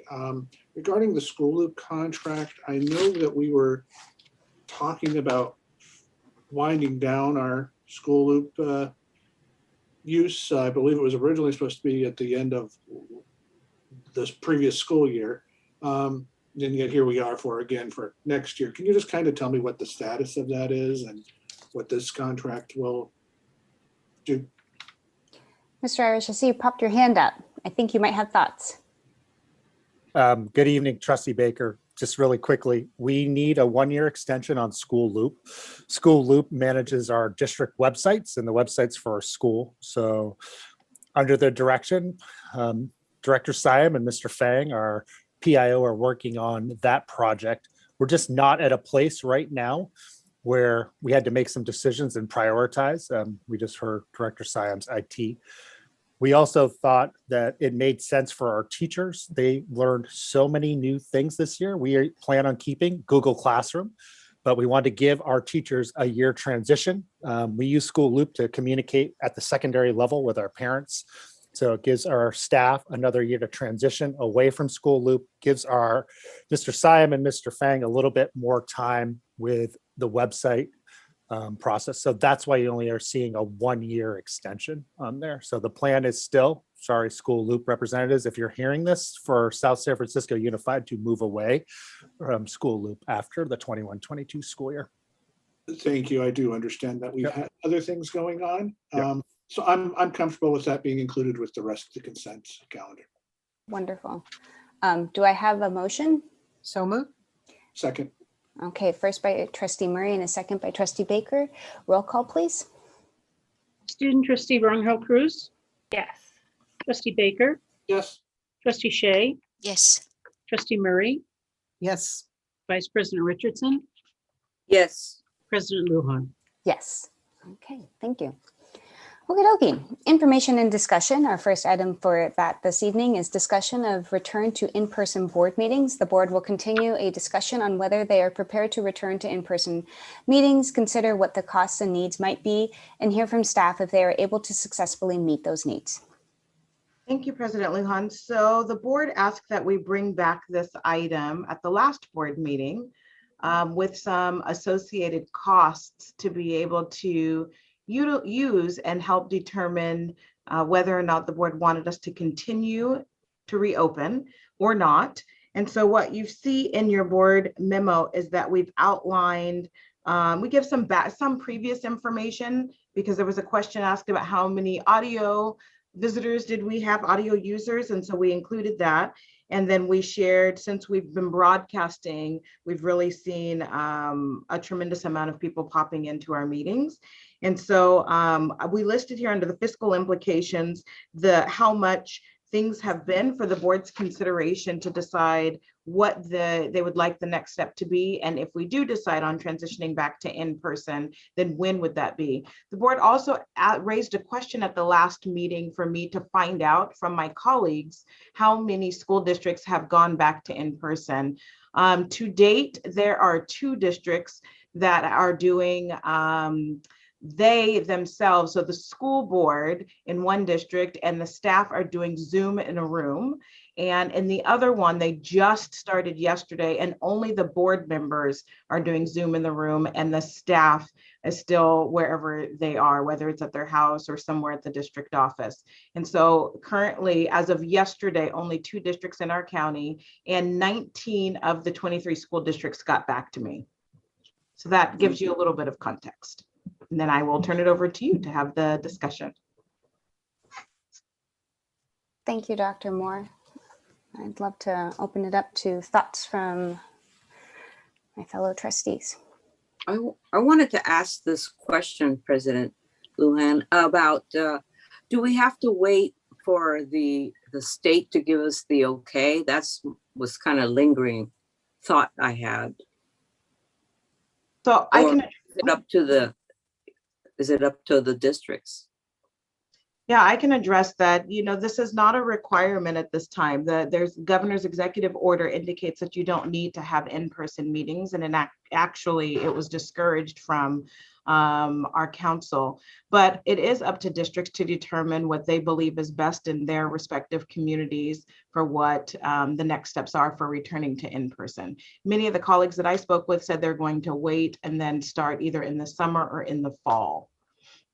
Mm-hmm. Okay, but we won't be compelled. I mean, there's nothing in the Brown Act that says we must have physical presence with the public that you're aware of. That's what I was wondering about. Thank you, Vice President Richardson. Trustee Baker. Thank you. I will also point out, Trustee Richardson, Vice President Richardson, that not only are we not compelled to come back, we were never compelled to go remote in the first place. A lot of city councils and county supervisors and, shall we say, redder areas of the state never stopped meeting in person. They may have had different county rules, but it was never state mandated. I personally am not fully vaccinated yet. I'd like to wait maybe until we can do at least Zoom in a room. Like I said last time, we have had, I mean, the numbers in the staff report. I was very happy when we got the audio live stream, but we were averaging about 5 people tuning in on that. We've been getting 2,300 impressions on our YouTube. So, I mean, that's a great increase in outreach. Plus, being in this format, we get live translation, live captioning, both of which are extremely valuable services. So I would like us to come back. I'm thinking maybe sometime, we usually reset the calendar on July 1st, sometime on or after July 1st. But I'd also like to do that when and if we have the capability to broadcast live. Granted, we do look at that staff report and it's going to cost us around 30 grand a year. So we'll have to have a discussion about that. But I mean, I like to wait probably until summer, around July 1st, ideally. Thank you, Trustee Baker. Are there other thoughts?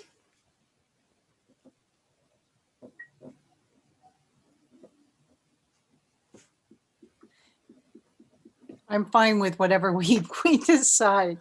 July 1st sounds good to me if Trustee Baker isn't fully vaccinated. And as he said, you know, we are reaching a larger audience than we've ever had. So I'm happy to wait until July 1st. Thank you, Trustee Murray. I guess for me, if we move forward, I'm fine. I want to respect, and Trustee Baker, I'm grateful that you were willing to share where you're at with vaccination. And I apologize if we ended up putting anyone in the space where they had to like speak to publicly where they're at in the vaccination process. So thank you for being honest and transparent about that. Oh, what hit by, right? Yeah, that's where I was like, oh no, I'm sorry. For me, I have gone to work in person every day since August. So I'm comfortable doing things in person. I mean, granted, I'm not where I was in February of 2020, but I also want to recognize that we are a team and we need to move forward as a cohesive team where everyone is comfortable. So July 1st is a perfectly fine date for me.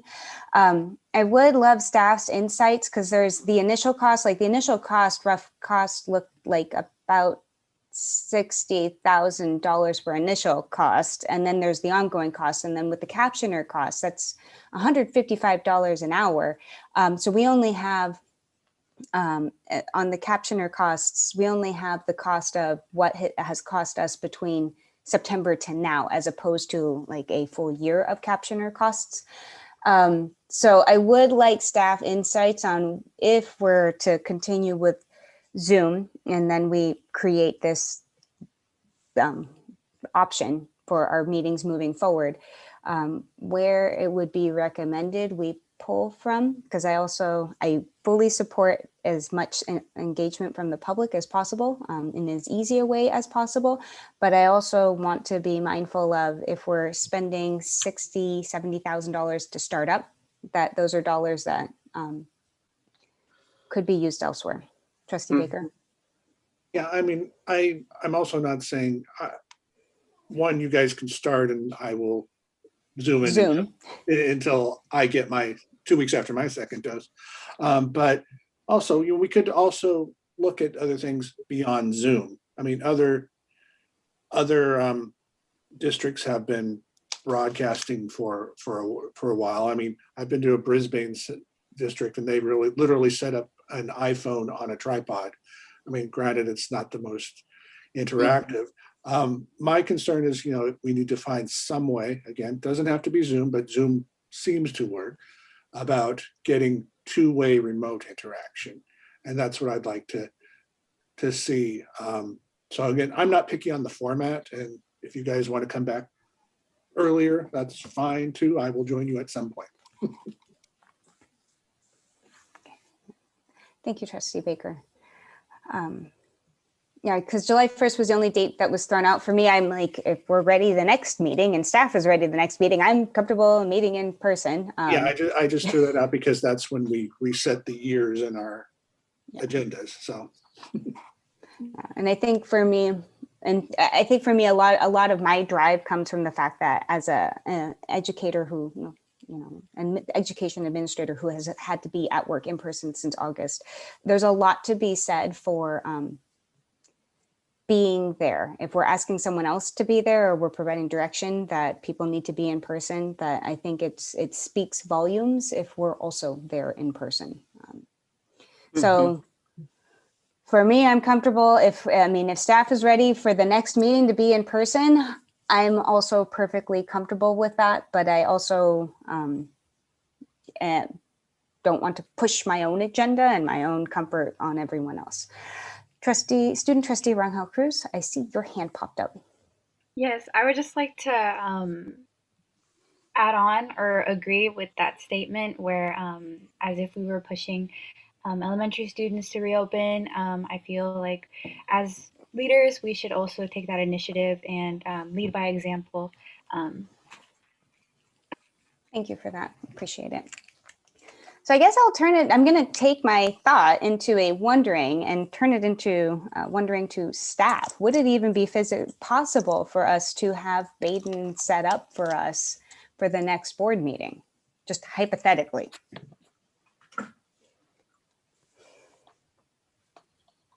I am going to have to defer to my team because there's a lot of tech setup that's going to be involved.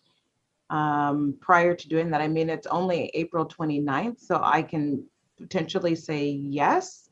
But before I do that, I'm going to need our team to weigh in. And I think to your question, when you asked where would the money be coming from, it would be coming from our general fund budget to pay for the extra costs. So I'll turn it over. Mr. Siam, if you are still there, can we have the tech available and set up for this next meeting? I think the answer is yes. For those who are interested in returning is what I'm hearing. And then the rest can Zoom in. Is that possible? And do we have the equipment for headphones and all of the things that we're going to need if there are more than one person in the Baden gym at the same time. I don't know if we have that. I think we can get the headphones in time for the next meeting. We do only have one, I call them Zoom boards. That's not really what they're called, but that's what I'm calling them, because that would be, and it really depends on the format that we choose for the meeting. If we're to have like the attendees in a separate room, they would need to have some way to see the board while they're sitting in the Baden gym. You would also need to have some way to see the attendees when they speak. I think you'll have that covered with the device that you're using right now to attend the Zoom meeting. But it would also be nice to have a big board where you could see presentations, kind of like replacing the projector that we had at Baden, which was problematic, I'll put it that way. The projector screen that needed to be retired several years ago. So something to replace that type of device as well. We would need to order a larger format, either another Zoom board or screen large enough for all of you to view presentations, and also Zoom attendees, as well as the headphones. And the licensing, I have a good relationship with our Zoom account representative, so he was able to give us like trial licenses to for us to experiment with those Zoom boards. So I think we have that technical portion down. We just need to decide where and how we want to have the format of the meeting. And Mr. Syme, would we have the tech capacity if we all had our own devices at Baden and we were all logging into our laptops together? Do we anticipate any challenges with connectivity? Oh, that's an excellent question, Dr. Moore. Baden has not yet had their infrastructure project applied to that campus. I'd have to check the construction schedule, but I don't believe they're in the first phase of the group of schools. So I don't anticipate them being up in construction very soon. But we're trying to focus on completing the schools we're working on right now, especially the ones that are slated to have summer school at them. So with the construction crews have their hands full just with those sites right now. Thank you, sir. Thank you very much, Dr. Moore and Mr. Syme. I saw 3 hands pop up. I'm going to go in order that I saw them pop up. Mr. Irish, your hand went up first. Thank you, President Lujan. That was exactly what I was going to question and ask Director Syme about Baden and the connectivity. The other part is I would hope that the board would be open, giving Director Syme and Ed Services a little time to test out the platform first. I'd like to do a couple trial runs before we go live with this new setup. So my recommendation would be if we could at least get through the month of May and then start and really think about a date in June or July, it would give Director Syme and Ed Services a little time to test out the different formats so we could give a recommendation, but that's just my opinion. Thank you, Mr. Irish. Your opinion is very valued. So thank you. Trustee Murray and then Trustee Shea. I had 2 questions or 2 comments, I guess. One, my first thing was, I think that it would be important for us to test platforms and give Mr. Syme a little bit of time to, I know he can do it, but do we really want to put that pressure on him at this point in time?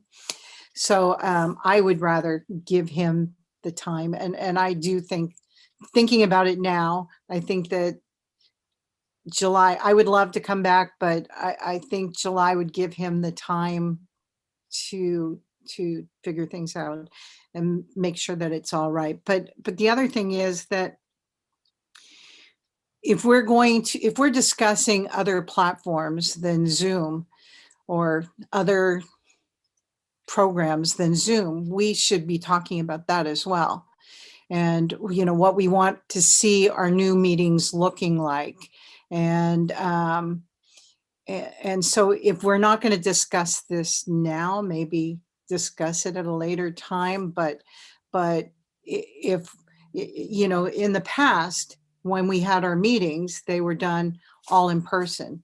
And if we're discussing now moving to, you know, kind of a hybrid type of platform or hybrid type meetings, you know, maybe we should discuss what that looks like, and we should allow Mr. Siam the time to maybe research it and let us know what prices are on other platforms, what other school districts are doing, or Superintendent Moore.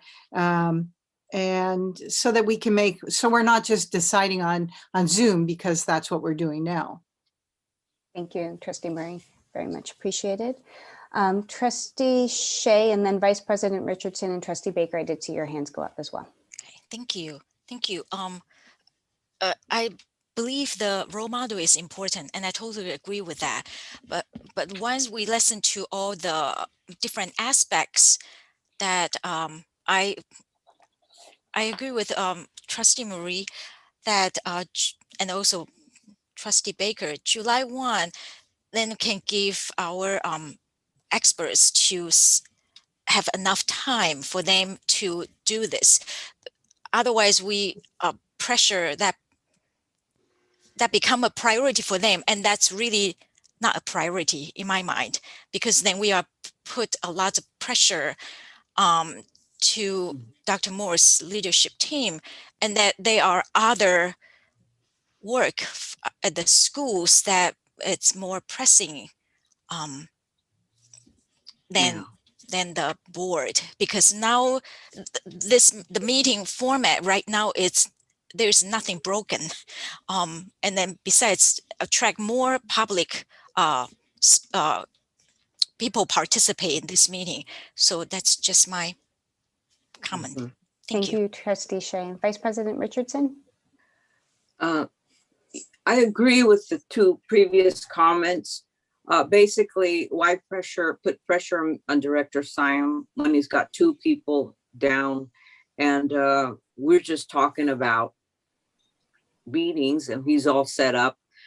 You know, it's not broken. It's, you know, let's until it's you know, who knows what's going to happen. Things change so rapidly with this thing. I just don't want to be pessimistic that we'll in some way have a wave of some crazy thing and say, well, you know, we got to go back the way we're doing. I say let's wait, and let's not give each other a time to start. When Mr. Siam brings and is able to hire more help, maybe he can focus a little more on this stuff, because it's added work for him when he's has to deal with all the other changes that are going on in the district with all these devices that he has to handle and the big projects. So I think he's got enough on his plate that I'm willing to, you know, understand. I understand totally, and I just don't want to pressure him anymore.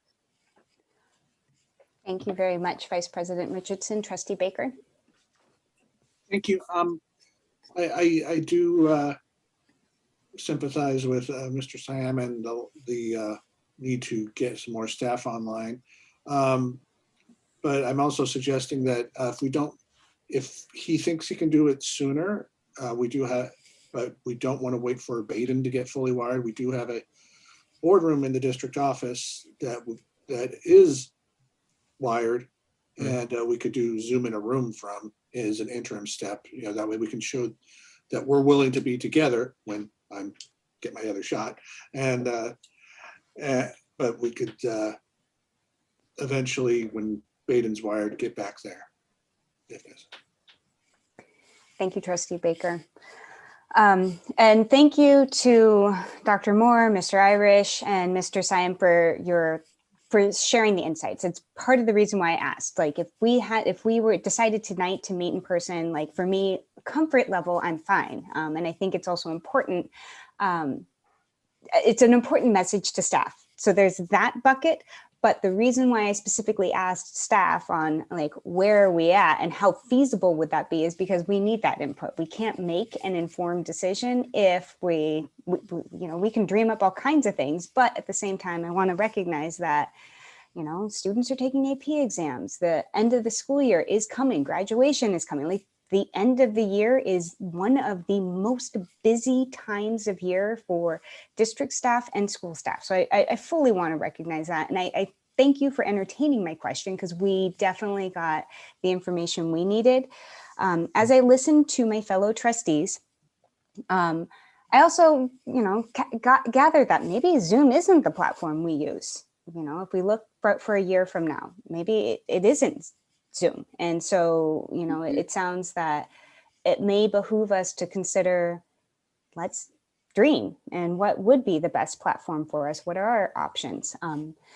And what, do we want a hybrid option? Do we want a hybrid platform moving forward? I'm hearing kind of yes, but we haven't, necessarily voted and agreed and said, okay, this is the direction we're going to go. So I want to respect that. We haven't necessarily come to clarity on any of those items. And the last thing I would want is to send staff working in one direction furiously, only to say, oh, wait, you mean there were 3 other options that we didn't consider and we want to go in a different direction? Because that's not us, that's not helpful on our part.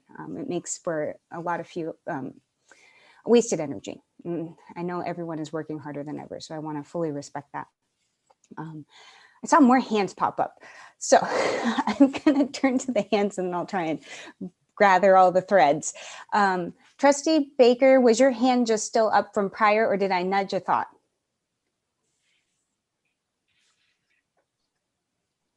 Yes, but yes. And the thought was nudged anyway.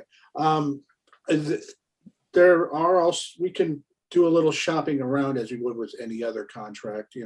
There's GoToMeeting, there's Google Meets, which doesn't require any software.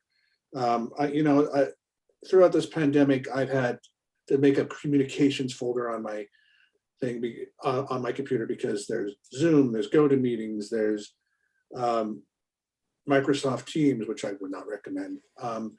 So we can do some looking around. For example, my workplace uses WebEx, where it's almost the same functionality, and maybe they have a better rate, for example. Just saying, if we could give some time shopping. I do think we need to set a no later than date to get back, just to make sure that we do show that our intent is to come back at some point.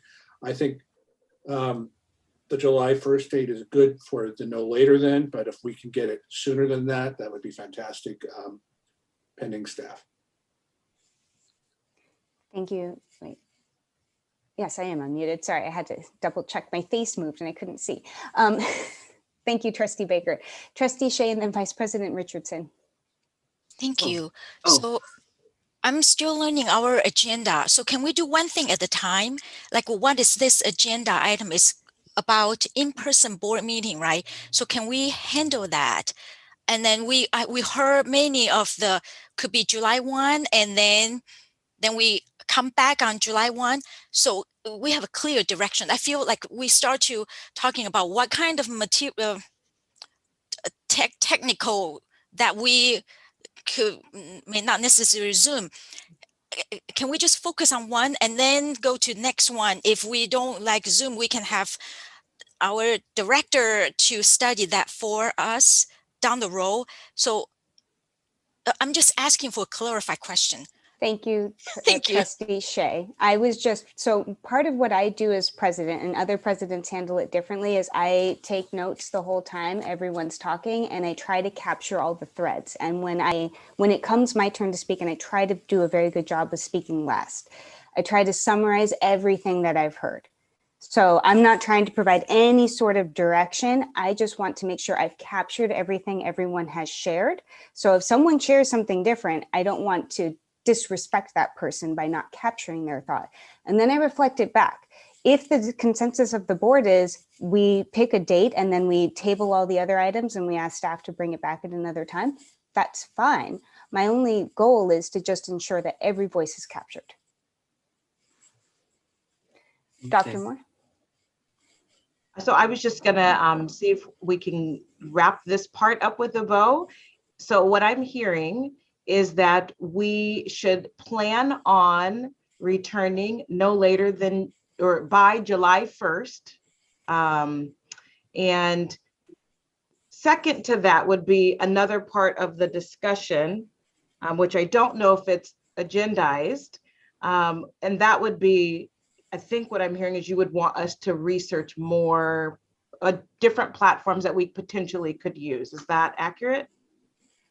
And that was my wondering, because I also fully respect Zoom as a platform we know, and potentially taking on a whole new platform could be a giant learning curve and a big ask of staff. So I turn it over to the fellow trustees. I just quick comment here. Thank you. Okay, so this is leading me to think that we are already committing to continuing to telecast to the public, right? That's what we're talking about. We're not going to go off the air as we were before. Just we're gonna. Great wondering, Trustee or Vice President Richardson, because Vice President Murray brought that up, and it may be an item we need to bring back to discuss how. Let's set a date. It sounds like July 1 has been circled. For me, we don't have any meetings set for July. So for me, an ideal date would be June 24th as like a no later than date, because at least then we do at least one in-person meeting for the 2021 school year. And then do we want to bring back discussing in the future our platform, like how are we doing our meetings? And is Zoom the way, a tool we do even need? And do we need to set aside funds for it? Trustee Baker. Yeah, I felt a little guilty because I kind of led the conversation that way, but the returning in person and continuing to televise post-pandemic are two different things, and I don't want us to have a Brown Act violation. So I think we need to schedule that separately. Okay. So in terms of dates, July 1 has been thrown out. I've thrown out June 24th because at least then it's a meeting that we definitely have on the books, because we don't have meetings scheduled for June or July 1 and further. I'm fine. June 24th is fine with me. I can work with that. I should be done by then. And if you're not, we may need a hybrid option. Wait. I thought we were having, this would be agenda for that day. Is that what we're saying? We can agendize that. And I think, Neilani, would you be comfortable noting down that one of our future items to discuss further would be what do our meetings look like in the future? The format of them, and then perhaps we have a close. Okay, I just have the superintendent meeting that's on that. Closed. Day. It's totally closed. fine. It'll be separate from the open session. This item will be discussed in open session. And then with the format of the meeting, it might be helpful if we just have options to pick from. Like if Zoom is an option, great. And then not just platforms, but spaces, because Trustee Baker mentioned that maybe we just meet in the DO boardroom because of the technology, like what's going to be the easiest lift on staff and not require restructuring the entire tech upgrade. Why don't we let Mr. Sam tell us, I'm free now, I can do this. I mean, we're in no hurry, honestly. And he's got lots on his plate. I think it would be respectful to ask him. I'm in no hurry. So we can convene as a team and we can discuss and certainly place it back on the agenda to bring some ideas forward. And we will not wait until the end of June to do that. So if we need to say we need more time, we will build that in and bring that back as an option for the school board. Okay. Thank you, Dr. Moore. All right. And I saw that you were taking fantastic notes, did a great job reflecting back. Do you feel good to enough direction to meet as a team? Yes. Awesome. I think we're good. Thank you. Thank you. I appreciate it. Okay. Our next item for discussion this evening is board actions on selected district resolutions. The board will discuss recommendations on whether actions or directives should be developed after resolutions are adopted, understand any potential impacts, and decide if this is something the board wants staff to take on moving forward. Thank you, President Lujan. So staff was asked on March 25th to place this item on the agenda regarding resolutions. And the request was to get a better understanding of whether actions or directives develop after resolutions are adopted by the school board. And I think the intent of the request was to get an update on any actions that have been taken on the resolutions after they have been adopted. And so the board will have an opportunity, and I'll let Trustee Rangel Cruz also pipe in, jump in, please, because she's the one who brought this forward. So the board will have an opportunity tonight to discuss the purpose of this item, hear any potential recommendations for how we move forward with resolutions, understand potential impacts on staff, and then decide if this is something the board would like for us to take on moving forward. I hope I summed that up. Okay. So I turn it over to the board to discuss the potential next steps about circling back on resolutions and developing action steps. And then I believe the recommendation was also to post those action steps on the website. Well, thank you, Dr. Moore, for the summary. I look to my fellow trustees to see their thoughts on developing, gathering information on the actions that are taken as a follow-up to resolutions, posting that information, and whatnot.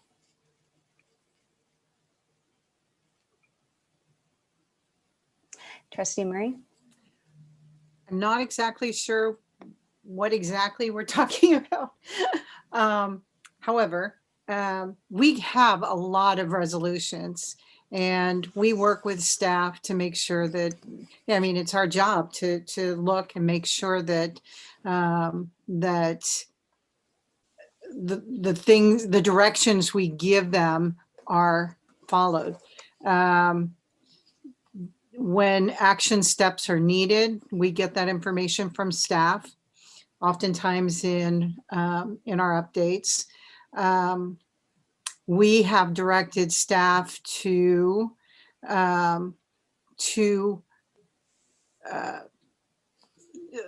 prepare for the board resolutions or direction, and what staff has done with that direction. So that's information that we've already asked for that. So I'm not sure, not all our resolutions will require action items.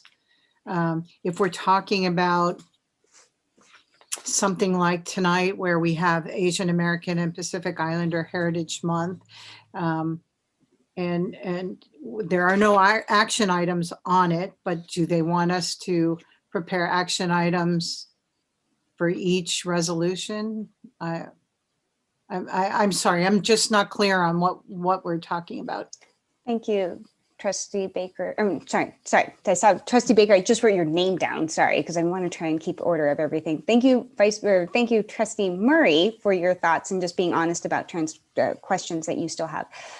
Student Trustee Rangel Cruz, I saw your hand go up. Yes.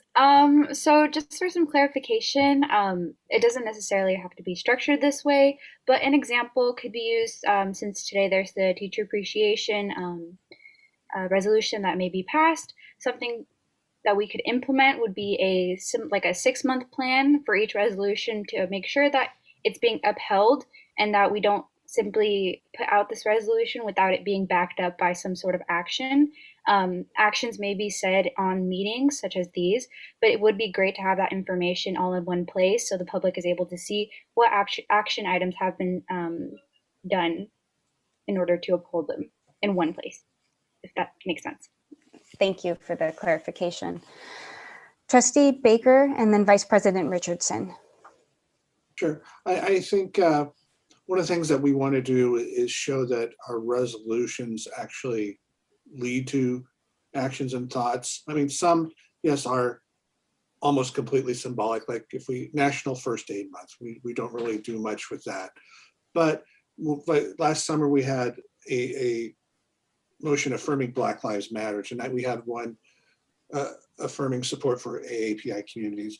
Perhaps we can, when we, for example, go into our equity statement, quote those saying the board has previously exhibited its desire for equity or community support in these resolutions. Or when we go, for example, we have a mental health month resolution. When we hire counselors, when we have a action item to hire more counselors, we can put in the board in resolution 21 dash whatever said that it affirms a student's mental health are very important. I think it's just, we need to be able to show that we're tying words to actions.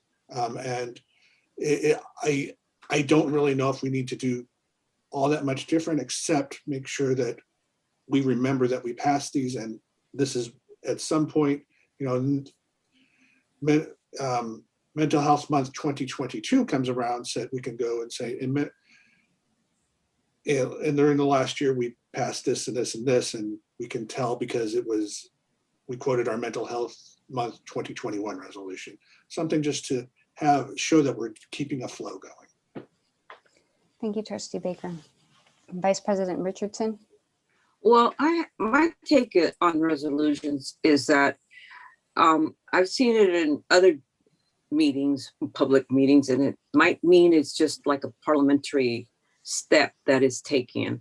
For example, when we have a list of gifts, some meetings, I know the city meetings, write up a resolution to accept the or announce that this was given to the city, a grant or something. And then in the next one, the next item, which would be a sub item, like say 13A, then the city will accept that grant or that gift. And I don't see that when we accept our gifts. So that's how I see a resolution being something that we, according to this, whether actions or directives should be developed. Well, and what is a potential impact? So I don't understand why we don't do a resolution when we have a gift or a grant that we need to accept, and then log it in as such and take that extra step. We just do a staff report and then put it on an action item, or I don't know where it would fall in, but that seems a little confusing to me versus the fact that we have a holiday or someone we want to commemorate. So that sort of seems kind of, I don't know, I can't understand. I don't understand the process given what I know. That's my 2 cents in it. Thank you, Vice President Richardson. Trustee Shea and then Trustee Murray. I do like what Trustee Baker suggests. It's kind of like citing evidence. I cannot articulate how he articulates, but I agree with the solution, the idea that he proposed. That's it. Thank you. Thank you, Trustee Shea. Trustee Murray. And so my thought is, I have two thoughts. One is actually a question for Superintendent Moore. Well, no, my first is that I think that we can, I don't feel like most of our resolutions are symbolic. I think that we put things, I mean, I understand that for each month, Women's History Month, we have a resolution, and as tonight, AAPI. I don't know where our belief systems are. And I mean, rather than have the staff like do a lot of work tying actions to every single one of our resolutions, perhaps they can cite an example in the resolution. And that could be it, rather than have like a whole nother system to show that we are providing the actions that we say we do. I mean, the belief system that we say we have. I just don't think that, and as I said, you know, we also, for every direction we give our superintendent,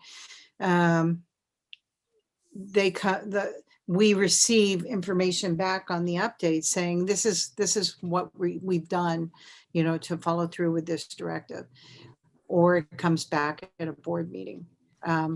So you know, perhaps, and so my question for you, Superintendent Moore, was this would be pretty huge for you to have the resolution written up, for you and your staff, have the resolution written up, and then research things that we've done and tie those back and provide it for the public. And I mean, my feeling is that you guys are pretty busy as it is, and you know, especially at any time.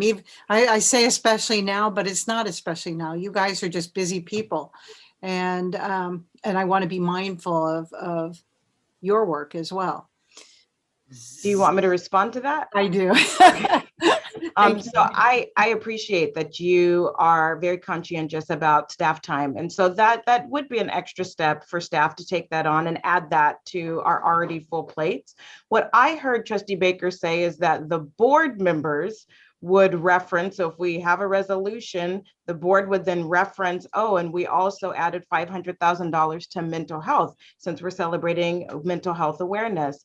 And oh, we've added that we have X, Y, and Z when we get to certain resolutions. So I just want to make sure I'm clear. So if it's about the board simply articulating what we have done, and there's time when we're doing agenda review, or excuse me, studying before we come to the board meeting, I think that that's feasible. I also think that if we are presenting anyways on certain items that are tied to a resolution, I don't know that it would be challenging for us to say, and recall that the board adopted X resolution. This is one step or a couple of steps that we've taken. I think that that's feasible, but to have to go back and look at all the resolutions, or moving ahead, let's just say we start now and move forward and do that for all the resolutions, then write down everything and then put, that's extra steps. So then it becomes really just, where do you want staff spending our time? Do you want us spending time doing that work, which we're happy to do if that is the pleasure of the board? Because we recognize we want our community to know what we're doing. I think that there are other ways that we can articulate and showcase what we are doing that meet the spirit of resolutions. And we're not going to be able to do it for every single resolution, because every single resolution isn't necessarily a district priority. And so we really want to tie things to what are the priorities, what is it that the board wants us to really work on, and then showcasing that. So I think collectively, whether the board mentions it, I think I'm supportive of that. I don't know if you guys are. And if you think of other ways, creative ways that you want us to circle back and make sure that our community knows what we're doing, I think we can figure out ways to do that too. Thank you, Dr. Moore. Trustee Baker? Yeah, first, I hope I didn't give you the impression that I thought every resolution was symbolic. Although, like I said, some are. But what you did touch on it, Trustee Murray, when you said that every resolution is a statement of the board's intent and feelings. And we don't need to do it for every resolution. But for example, when we have a staff report, and I used mental health as an example earlier, the Mental Health Month resolution is an example earlier. You know, we could, if it's remembered, and again, I don't want to put in extra work on staff, but staff can say, oh, by the way, you know, if staff is coming saying, you know, here's our proposal to hire a mental health counselor, or to approve a mental health counselor position, staff could come back and say, by the way, remember the board and this resolution said you support mental health, so here you go. Yes, it's impractical to do it for every single resolution, and we're not always going to have a specific example where we could show our appreciation for Red Cross Month, for example. But in certain positions, you know, for example, yeah, I don't even want to state future examples because I don't want to hit the Brown Act, but we can say, hey, you know, and if you do want to go this direction, remember the board said in this resolution that. It's just another reference that we could follow up on, if that makes sense to anybody. Thank you, Trustee Baker. It does make a ton of sense. This conversation has been very fruitful, and I'm thankful to everyone for participating. And one of the comments raised this evening brought me back to that place of what is the purpose of a resolution, and each one of you touched upon it this evening, is that it is what the board stands for and what we believe for our district. No resolution we pass should just be perfunctory. It should be something that we stand strong for. And the tricky thing with actions is that sometimes we take actions as individuals, like with Red Cross Month. Someone may go donate blood. That's you acting as an individual because you believe in it, but not because you're acting on behalf of the South San Francisco Unified School District Board of Trustees. Or I think of staff Teacher Appreciation Week and then Classified Appreciation Week, where we passed that prior. There are things that happen at the district level and then at site levels, and then it becomes this crazy thing to try and track. And then there's things that individual trustees will do, acting as an individual, not as a member of the board. But I do think where Trustee Baker is mentioning, and Dr. Moore, you also mentioned it, being thoughtful of, we have passed this resolution and it does tie directly to this item we're discussing this evening, or that it's important because it means that the resolutions aren't just perfunctory. There's action that follows. Student Trustee Rangel Cruz. Yes, Abby is unable to raise her hand, so I'm just going to pass it over to her. I'm so sorry. Abby, did you want to speak? Yeah, sorry, I don't know where the raise hand button went on my Zoom, but thank you, Jessica. I just wanted to add on, I've been kind of just listening in. I think above all, transparency is the most important. Listening to public comments, you know, there was things about, you know, obviously teacher concerns and having the specific resolutions. I don't know if I'm going over the Brown Act or anything, but with specific resolutions, I think the ones that Dr. Moore mentioned, you know, the ones that we should prioritize, those are definitely the ones that we should continue to update and continue to give light on, because I feel like with the resolutions that we've been passing, it's kind of just like, oh, who approves? And then it's like boom, boom, boom. And then we kind of just forget about it and just move on to the next resolution. So I think the main point that we should just focus on is like just being as transparent as possible, because yes, we do a lot of behind the scenes work, and not everything is going to be shared because one time also staff work, and that's just like, you know, part of life and like part of the board and how it works. But just sharing those little updates. Like I know Trustee Murray and Trustee Baker, they read the resolutions. So if updates could possibly be given to them when they're reading a new resolution, they could go back to past ones and just give updates on those. So it doesn't take up too much of the Dr. Moore's team and her staff when, you know, they have to go back and like write all these new updates on these resolutions. But yeah, transparency is key. So I definitely like see where you're coming from with the prioritizing of certain resolutions. They're definitely all important, but we just want to make sure like like what Jessica said, you know, the action behind the words that we're speaking. So yeah, but that's all. Thank you very much. Okay, Dr. Moore, do you feel like you have some direction from us? No. Okay. So summarize what you've heard, and then we can clarify. Yeah. So if I am understanding I apologize. What I'm understanding is that perhaps we're just making references to different resolutions about things that we have done, or if we've passed it already and we have updates, then we ensure as we're articulating updates on projects or presentations that we say, and remember, this was a resolution that our school board passed to support whatever the resolution is. So I think I'm clear on just being able to articulate it, but not having to go back and write specific notes for every single resolution. But we really prioritize some of the things that I believe are tied directly to our district priorities. Is that accurate? I'm seeing lots of nods, and what you reflected back is exactly what I thought I captured. So thank you, Dr. Moore. Yeah, for Your someone no who wasn't, she wasn't clear, that was pretty clear. yeah, for saying no, it wasn't accurate. So thank you. I appreciate it. And thank you, Student Trustee Rangel Cruz, for asking to have this added. So that way we could engage in this discussion. Okay. All right. I believe, oh, goody. We get to go to a public hearing. So pretend banging of the gavel and we're pausing on the regular meeting and opening up a public hearing. Prior to commencing negotiations, California law, Government Code Section 3547 requires that a school district and the exclusive employee representative present their respective proposals at a public hearing. And our first item this evening is the SSFCTA proposal to SSFUSD, the South San Francisco, California Teachers Association. Proposal will be presented to the South San Francisco Unified School District Board of Trustees for successor negotiations related to compensation and benefits, teaching hours, class size, leave, and the Children's Center. Thank you, President Lujan. I would like to introduce the head of our bargaining team, Miss Sherry Giusti, and she's going to read our sunshine proposal tonight. Thank you very much. Thank you, Danny.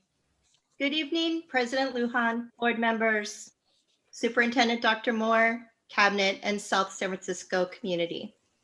I rarely have the floor, but since I do and happen to be here on the same night as the Monteverde presentation, I just wanted to say thank you to our principal, Debbie Mert, who is an outstanding administrator. I feel fortunate to work and be a part of the Monteverde family. And Ms. Mert is the heart of that family. But that is not why I'm here tonight. Tonight I'm here because I'm presenting the conceptual proposals as we head into negotiations with the district. So President Lujan, thank you for mentioning articles that we will be heading towards negotiations to talk about. They are Article 7, compensation and benefits, Article 8, teaching hours, 12, class size, Article 14, leave, Article 18, Children's Center. Thank you. There are more articles this year because we are opening our contract for a renewal, for a 3-year renewal. Usually we only open on about 3 articles, but here we have 5. In compensation and benefits, we will be seeking across the board increases to all salary schedules, an increase in the hourly rate of pay, a change in the existing longevity increments, an increase in the columns that recognize master's and doctorate degrees so that we reflect surrounding districts, and inclusion in Children's Center in Medicare benefits. In Article 8, teaching hours, we seek to update language in the contract surrounding other duties to reflect current practices and clarify language protecting duty-free prep and lunch periods. In the article class size, we hope to improve language regarding class size at all levels, including but not limited to class size caps, an improvement in the counselor to student ratio, and an increase in aid time for the support of special ed students in regular education classes. Under leaves, we seek to improve language regarding the pressing personal business days teachers can take out of their sick leave.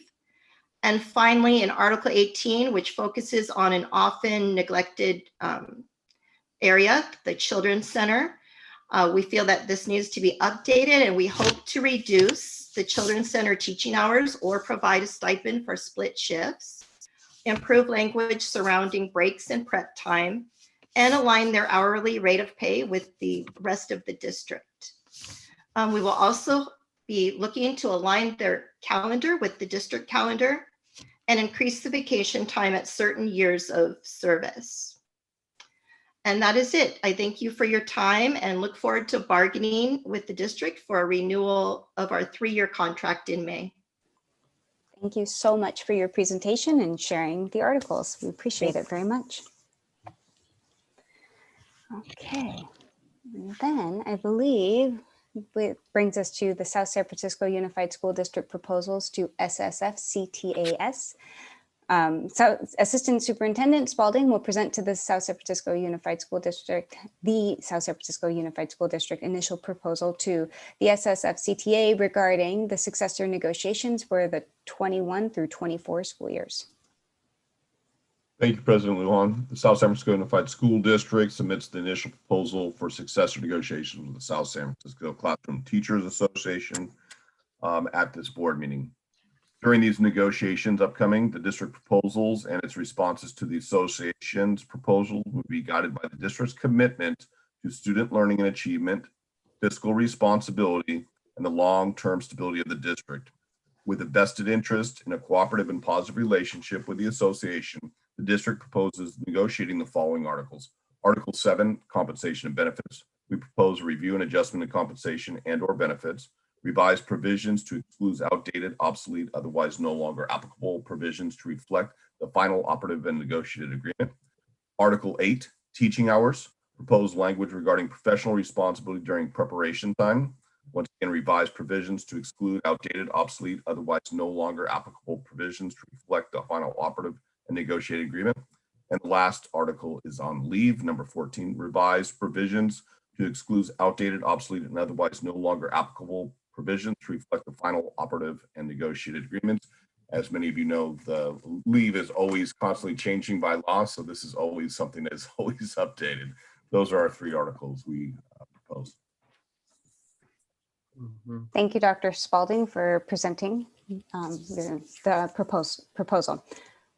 Okay. Do we have any public comment on the proposals at this time? I believe we have to open public comment.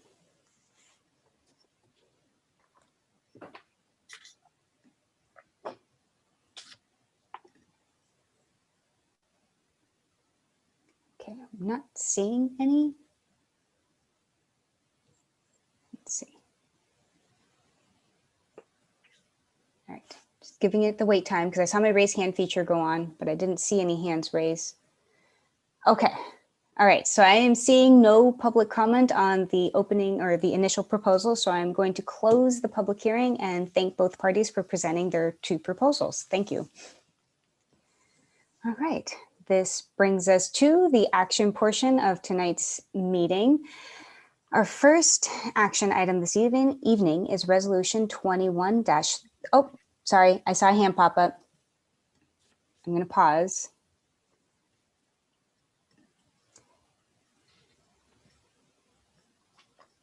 Mr. Simon, are we allowed to allow for the public comment on the public hearing? Yes, certainly. Is the time allotment still apply here? Yeah, the time allotment still would apply. Okay. Thank you for asking. Yeah, no problem. Let me give me a moment to set the timer up. Perfect. Thank you. Could time it if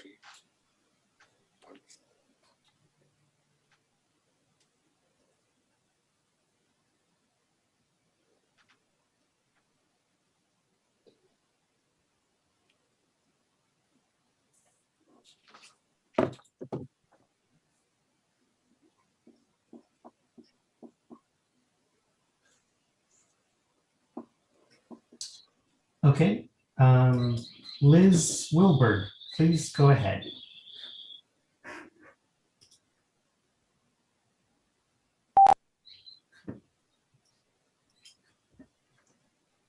Liz Wilbur?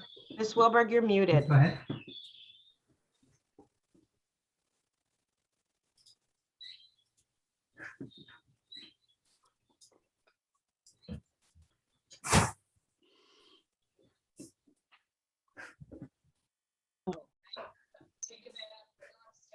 There we go. What's the problem? I'm sorry, I did not mean to raise my hand. Oh, Oh, okay. Well, thank you. I'm sorry. It's We love okay. it. Thank you. Super appreciate your honesty. Thank you for that. Sorry if, yeah, sorry about that. Okay. All right. So now that I'm not seeing any raised hands, we'll move on to definitely into the action portion of the evening. Our first resolution this evening is Resolution 21-34 for Asian American and Pacific Islander Heritage Month. Staff recommends the adoption of Resolution 21-34 honoring Asian American and Pacific Islander Heritage Month. Okay. So moved. Second. Trustee Murray, do you want to read the resolution into the record? And thank you, Trustee Baker, for bringing it up. South San Francisco Unified School District Resolution Number 21-34, Asian American and Pacific Islander Heritage Month, May 1st through 31st, 2021. Whereas the month of May was designated as Asian Pacific, I'm sorry, I need to turn on my light. Whereas the month of May was designated as Asian Pacific American Heritage Month by the United States Congress in 1990, and it was officially designated as Asian American and Pacific Islander Heritage Month in 1992.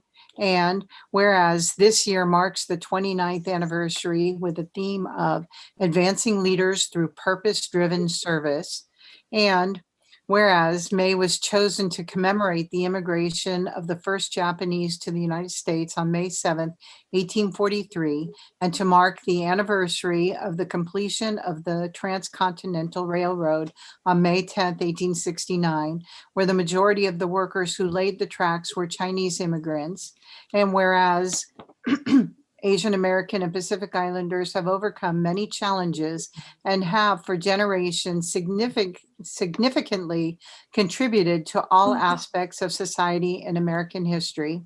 And whereas Asian American and Pacific Islanders represent a rich cultural diversity and include leaders in education, government, science, and the arts. Whereas Asian American and Pacific Islanders are one of the fastest growing communities in the country and represent 21 million US and 6.5 million California residents, 38.3% of the South San Francisco population, and 44% of the district's students. And whereas California Education Code Section 51204.5 specifically calls for instruction in social sciences to include the study of the role and contributions of Asian Americans and Pacific Islanders, with particular emphasis on portraying these groups in contemporary society. Now, therefore, be it resolved that the South San Francisco Unified School District Board of Trustees hereby recognizes and wishes to honor Asian Pacific Americans during Asian American and Pacific Islander Heritage Month, regularly passed and adopted this 29th day of April 2021. Thank you, Trustee Murray. We had a first by Vice President Richardson and a second by Trustee Murray. Can we get a roll call vote, please? Student Trustee Bronco Cruz? Yes. Trustee Baker? Yes. Trustee Shea? Yes, but I have a question. Can I ask later? If you have a question, now would be the time, because once we pass it, then we can't talk about it. Okay, so can I talk now? Yeah, go for it. Okay, so I just want to point it out on the resolution. So Trustee Baker, could you please put that up again? You are so fast. Thank you. It's just the number. I just want to point it out. And then if we decide not to change, that will be fine. The census data. So if you scroll down to the percentage, the 38%, yes, thank you. The census data 2020, actually this one for South San Francisco population is 42%. So I just want to point that out. That's it. Thank you. Thank you. Jen? I think we need a parliamentarian to decide if we can amend it on the fly at this point. Yeah, so I think we'll need a new vote and a new motion and the whole kit and caboodle. Can I get a motion for the resolution as amended as suggested by trustee Shea? So moved. Can I get a second? Okay, so a first by, you two switched places. First by trustee Murray and a second by Vice President Richardson. Roll call, please. Student trustee Rangel Cruz, Yes. trustee Baker, Oh, yes. trustee Shea, Yes. trustee Murray, Yes. Vice President Richardson, Yes. President Lujan. Yes, thank you. I believe, oh, so go ahead. Sorry, Dr. Moore. I'm sure you were just about to say what I was going to tell you, so I'll defer back to you. Break at 10:17? Yeah, okay. So we need to take a break at 10:17. I don't know that we're going to be able to, we may be able to resolve or discuss the next item in 5 minutes, but it's highly unlikely. Yes, trustee Murray? Well, I just have something quick to say. Our superintendent is very quick. And in following with what we were just talking about in terms of resolutions, I'd like to say, our superintendent would like to say that we adopted for this resolution, we adopted an equity, or that the action items that we have taken that would support this this resolution. We did adopt an equity statement to support all students. Schools celebrate different cultures, or all of our schools celebrate different cultures at their schools and often host multicultural days. Our superintendent published a letter in support of our Asian brothers and sisters against anti-hate. And we adhere to the FAIR Act and teach about the contributions of all, including our AAPI brothers and sisters. Thank you, Dr. Moore. Thank you. This is wonderful. Thank you. Appreciate that. Thank you, trustee Murray. Neilani, I saw your hand pop up. Yes, I just wanted to add, after the break or before, whichever the board chooses, they will need to extend do the a meeting motion to extend it past 10:30. Yes. Okay, so I was thinking now that we have 3 minutes till we're up against break, and I'm confident we will not be able to make a decision about trustee rules in the next 3 minutes. Can we get a motion to extend the meeting past 10:30 and then go to break? So move. What time? 11 p.m. I don't know, or 11:30. I think we could do it in 11. I also thought we could do this next one in 3 minutes, but I think 11 is good. And if we end up early, which I think we will, we'll be fine. Okay, let's do it. Hurry up. Okay. Okay. Thank you, trustee Shea. Okay, so it sounds that we have a first by Vice President Richardson to extend the meeting to 11, and we have a second by trustee Baker. Can I get a roll call, please? Student trustee Rangel Cruz, Yes. trustee Baker, Yes. trustee Shea, Yes. trustee Murray, Yes. Vice President Richardson, Yes. President Lujan. Yes. Okay, motion carries. So we will take a break until 10:25. Thank you all. Okay.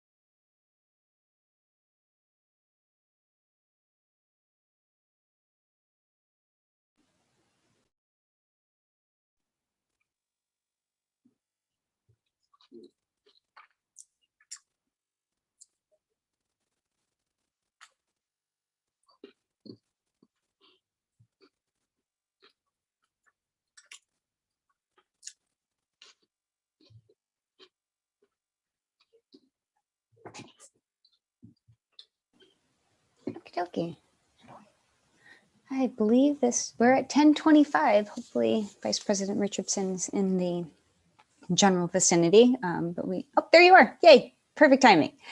Okay, so moving on to the second action item of this evening. Updates on board subcommittees and committee participants. With the addition of a new trustee, board members will select a trustee to replace President Lujan on the board policies and bylaws committees as presented to the board. Thank you, President Lujan. If you notice in the board memo, it talks about when President Eddie Flores resigned from the board, and then we had another board meeting, and Trustee Lujan was selected to serve as the new board president. You agreed to increase your participation and involvement across committees. And we did indicate that once we had our fifth board member, that the board would come back to this and discuss where the fifth board member might be. And so you can see here on board policies and bylaws committees, currently Trustee Baker and President Lujan. On our city school district subcommittee is President Lujan and Trustee Murray. And on our accounting committee on school district organization is Vice President Richardson. And so currently Trustee Dr. Shea does not participate on any committee. So we would, the conversation tonight is to see where she would be participating so that President Lujan would not necessarily need to participate on more than one. So I open it up to thoughts and then Trustee Shea, just to frame thinking, we did come up with board protocols and some guidance on which trustees should be sitting in which position. So the city subcommittee is one that does have some board policy or not policy, agreements on it. We agreed in a study session that the clerk and the president would be the two to sit on the city subcommittee. So Trustee Murray and I both, unless we're going to change our agreements in a different meeting, at this point we do both need to sit on that. So at this point the bylaws is open. Trustee Baker is in our handbook. It's indicated that it would be a newer trustee with an experienced trustee, if I'm recalling correctly. Yes. And newbie gets the bylaws. And look, we don't have many. No problem. I can grab mine. You are all okay. I accept. Thank you for the bylaw. Looking forward to work with you, Trustee Baker. Okay, thank you. Since it's an action item, do we need a motion? Okay. So moved. Okay, thank you, Trustee Murray. Do we have a second? I'll second to welcome her to the committee. Awesome. Thank you, Trustee Baker. Roll call, please. Student Trustee Rangel Cruz. Yes. Trustee Baker. Yes. Trustee Shea. Yes. Trustee Murray. Yes. Vice President Richardson. Yes. President Lujan. Yes. Told you we could do that one in 3 minutes. Okay, point taken. Congratulations, Trustee Shea. Trustee Baker is a lot of fun to work with. So, Thank you. Looking forward. Okay, our next item this evening is Resolution 21-33, Day of the Teacher. Staff recommends the adoption of Resolution 21-33, designating Wednesday, May 12th as Day of the Teacher. So moved. Thank you, Vice President Richardson. I think Trustee Murray is going to read it into the record, but I will note that you made the first. Oh. South San Francisco Unified School District, Resolution Number 21-33. California Day of the Teacher, May 12th, 2021. National Day of the Teacher, May 4th, 2021. Whereas Wednesday, May 12th, 2021 is designated as the Day of the Teacher with the theme Cultivating Minds and Healing Hearts. And whereas an educated citizenry serves as the foundation of our democracy. And whereas today's teachers mold the minds and train the workforce of the future.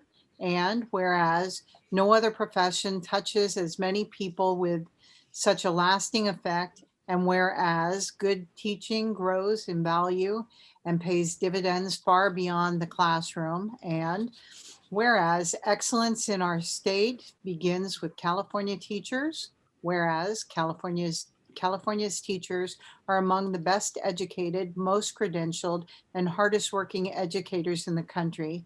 Now, therefore, be it resolved that the South San Francisco Unified School District Board of Trustees recognizes May 12, 2021 as Day of the Teacher and wishes to extend its sincere appreciation to the teachers of the South San Francisco Unified School District who day in and day out affect the lives of our students in limitless and lasting ways.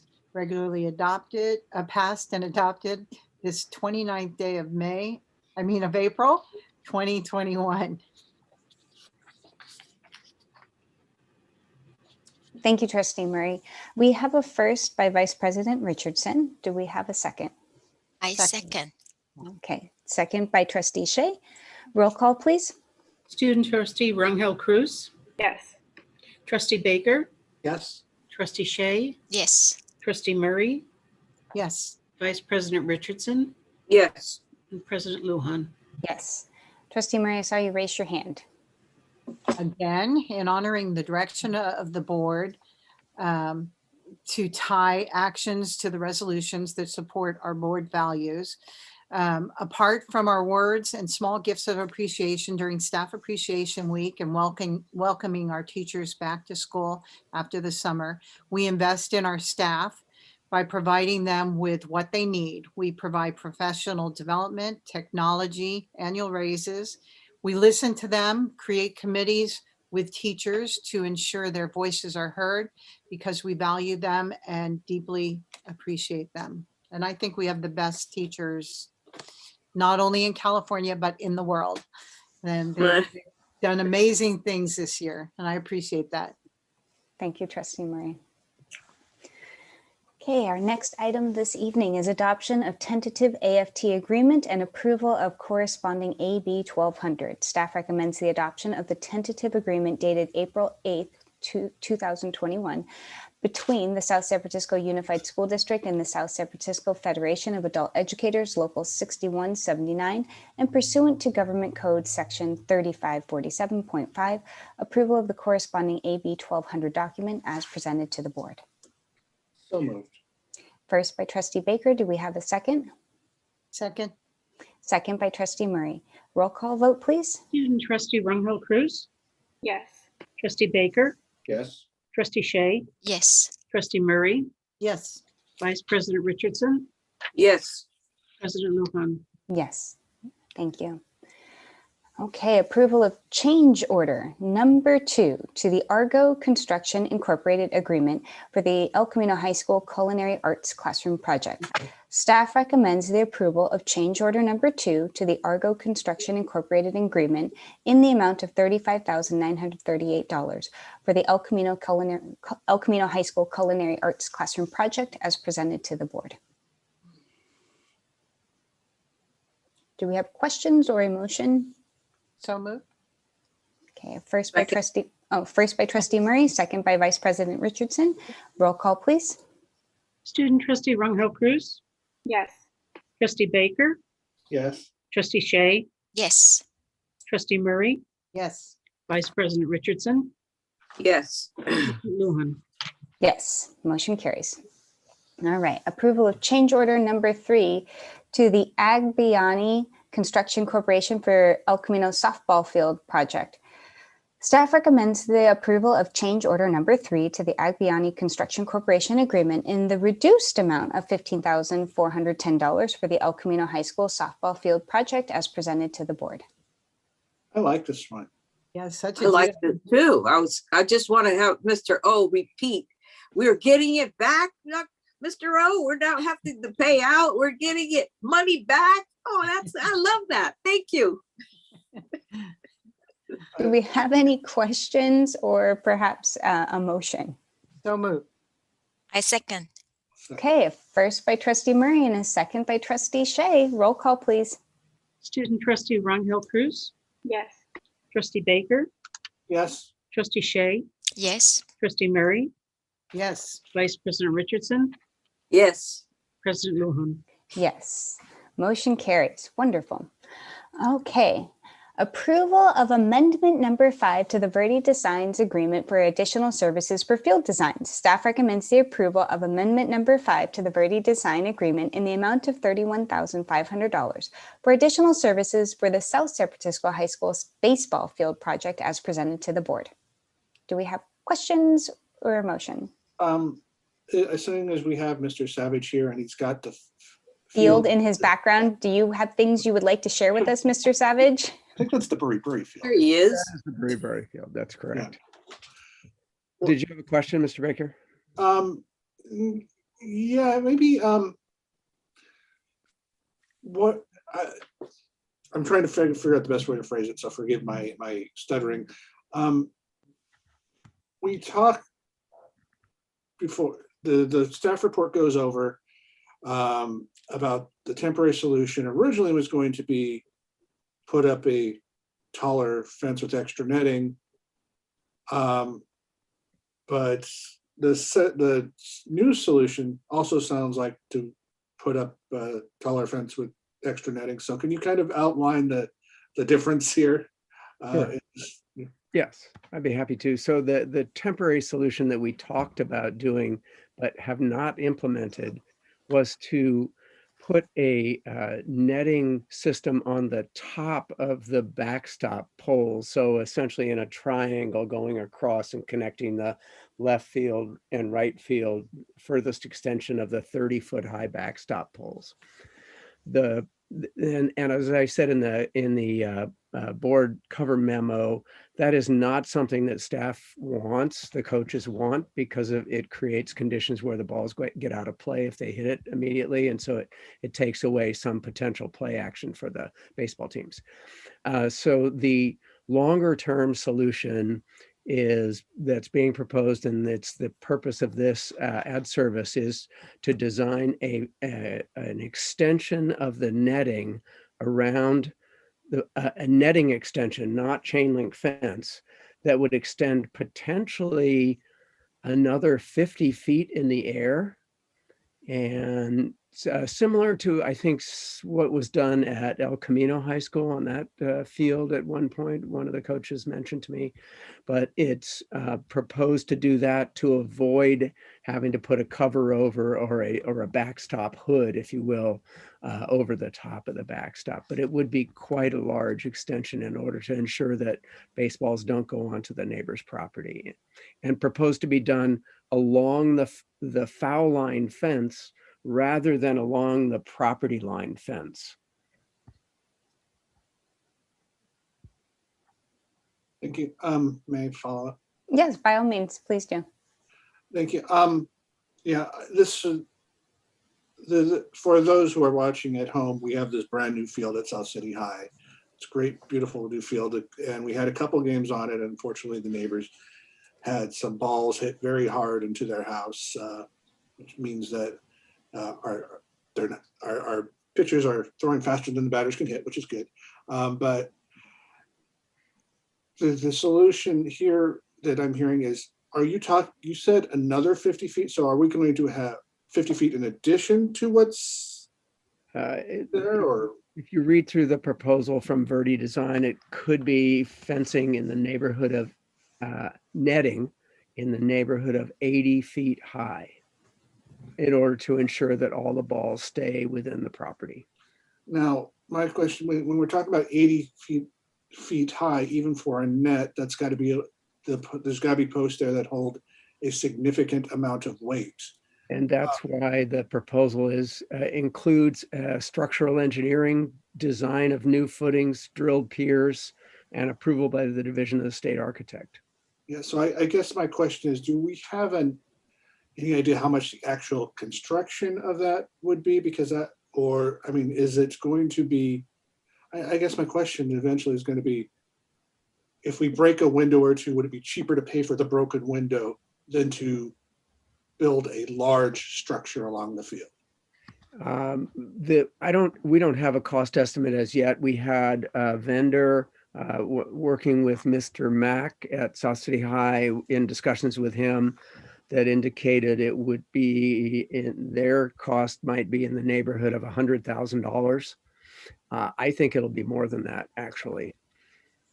And I guess that goes back to my question. It's like, how many windows would we have to break to get $100,000? Something that's probably going to happen,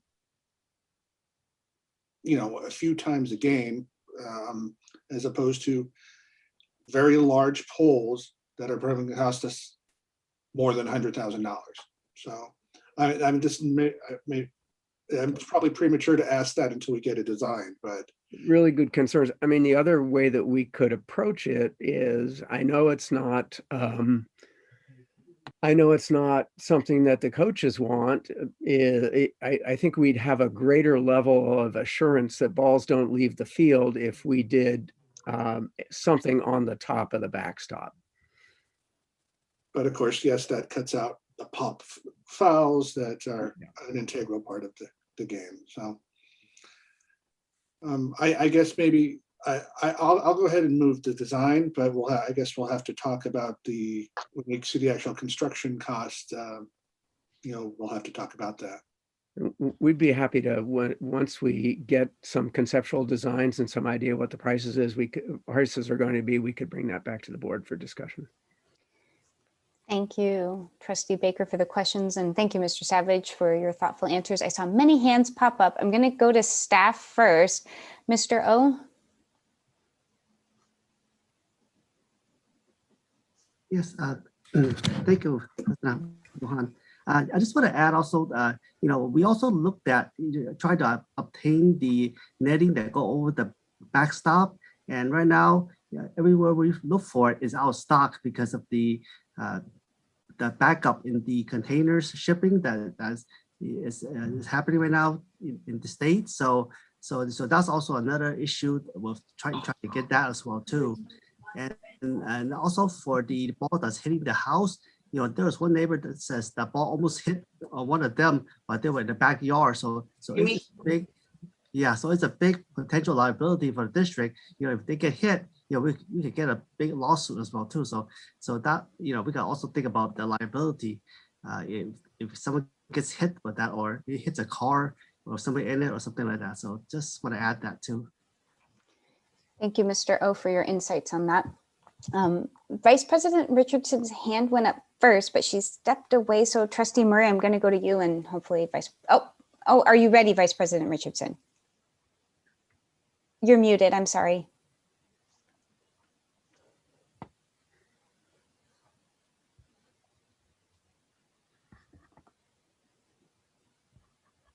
Okay, can you hear me now? Yes, we can, thank you. Okay.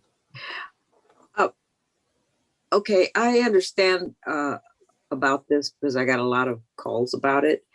And, but Mr. Savage, I understand that we can't even order the net. We don't have this. What is this amount for? Is this just for design or actual purchase of the netting? No, this is just for the design and structural engineering of a new net system along the foul line. So that then we would bring back eventually, well, I think the first steps are as we just discussed, bring back a conceptual design and a cost estimate for further discussion. And then eventually there would be construction costs that we had one company that had done work with the district like this before who said it would be about $100,000. I believe it's going to be more than that. Oh my goodness. Well, yeah. Well, I mean, even at 100,000, if we get somebody some ball hits somebody in the head and fractures the skull and stuff, I mean, it's still going to be, And according to Mr. O, we got several balls that went over there. Yes, that's correct. Okay. Thank you. Trustee Murray, thank you for your patience. Oh, sorry, Vice President. I was just going to reiterate what Mr. O said, Superintendent O, that really, I mean, it shouldn't be how many balls how many windows are gonna be broken versus $100,000. It should be, do we want to be good neighbors? And I think in that light, you know, we do need to consider this. So that's all. Thanks. Thank you, Trustee Murray. Okay. So I believe we have at least it seems that we have direction to move forward with at least the designs, and we'll see from there. Do we have a motion? Yeah, I had moved it earlier. Oh, sorry. Do we have a second? Second. Okay, first by Trustee Baker, second by Trustee Murray. Roll call, please. Student Trustee Runghoe Cruz, Yes. Trustee Baker, Yes. Trustee Shea, Yes. Trustee Murray, Yes. Vice President Richardson, Yes. President Lujan. Yes. Okay, motion carries. Review of future agenda items and meetings. Is there anything that people want to move? Not hearing any pressing changes. There were a couple of directives, and I will work with Dr. Moore on where to fit those in. Summary of, go ahead. Okay. The graduates. Is that what is that going to entail? Is that going to be the actual graduation? What is that about? Do we know any more than what it says here? Approval of graduate. Go ahead, Nailani. It is What's that? the board will receive a list of the names of all the graduates from the high schools and the ones that are getting certificates of completion. It doesn't have anything to do with the graduation ceremonies. It's just a standard item that the board approves every year. Gotten the last 2 years. And I have to thank staff for going through the efforts of doing that, because there's another district I'm aware of that hasn't done that, and there are no records of graduates if the transcripts are not accessible 40 years later. So thank you for taking the time to do that.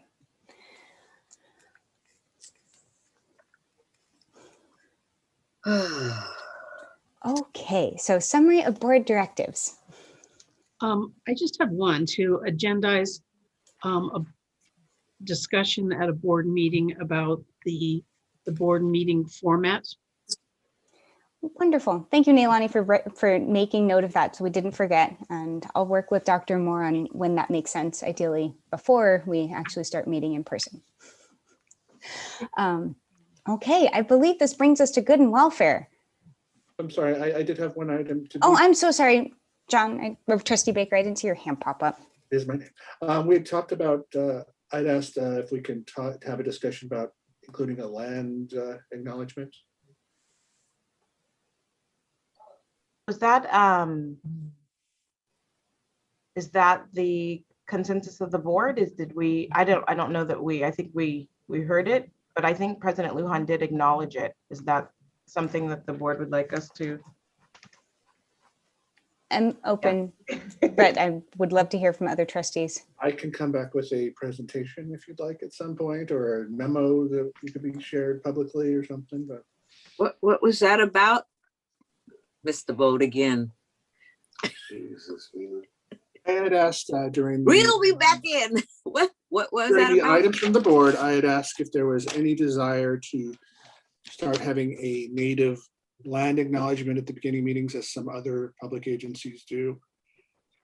It's a growing trend. It's basically acknowledging that you're on unceded Native people's land and recognizing them and thanking them for their stewardship.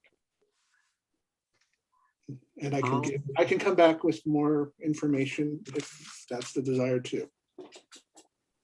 I'm okay agendizing it for a future item if it's okay with the rest of the board. And in terms of John, Trustee Baker, sorry, it's getting to that point where I'm like, whew, it's been a long day. If you want to share that with Dr. Moore, so that way it can be included in the staff report that we get, that might be of help. But before we do go that far down, you should see what the rest of the trustees feel. Okay. We can agendize it. In my I'm opinion. open Yeah. to learn. Yeah. Okay, so I think we should add that as a board directive for a future agenda. And then Trustee Baker, if you're okay sharing samples with Dr. Moore, that would be great. do. Awesome. Okay, now we're really at good and welfare. I guess I'll start with Trustee Murray. Okay, well, I've done a couple of things, but I missed, my uncle's been sick, so I've been taking care of him. So I've missed a lot of things, but I did attend the virtual city council meeting last night. And I wanted to bring up that Amanda Freeman, the program director from Rape Trauma Services of San Mateo County, praised our own Abby Verino and the El Camino High School staff, and the 10 students that are a part of her program, the support program there. And she said Abby was such an inspiration for this whole thing, this whole program, that they're actually trying to replicate it at other schools throughout the county. Thank you, Abby.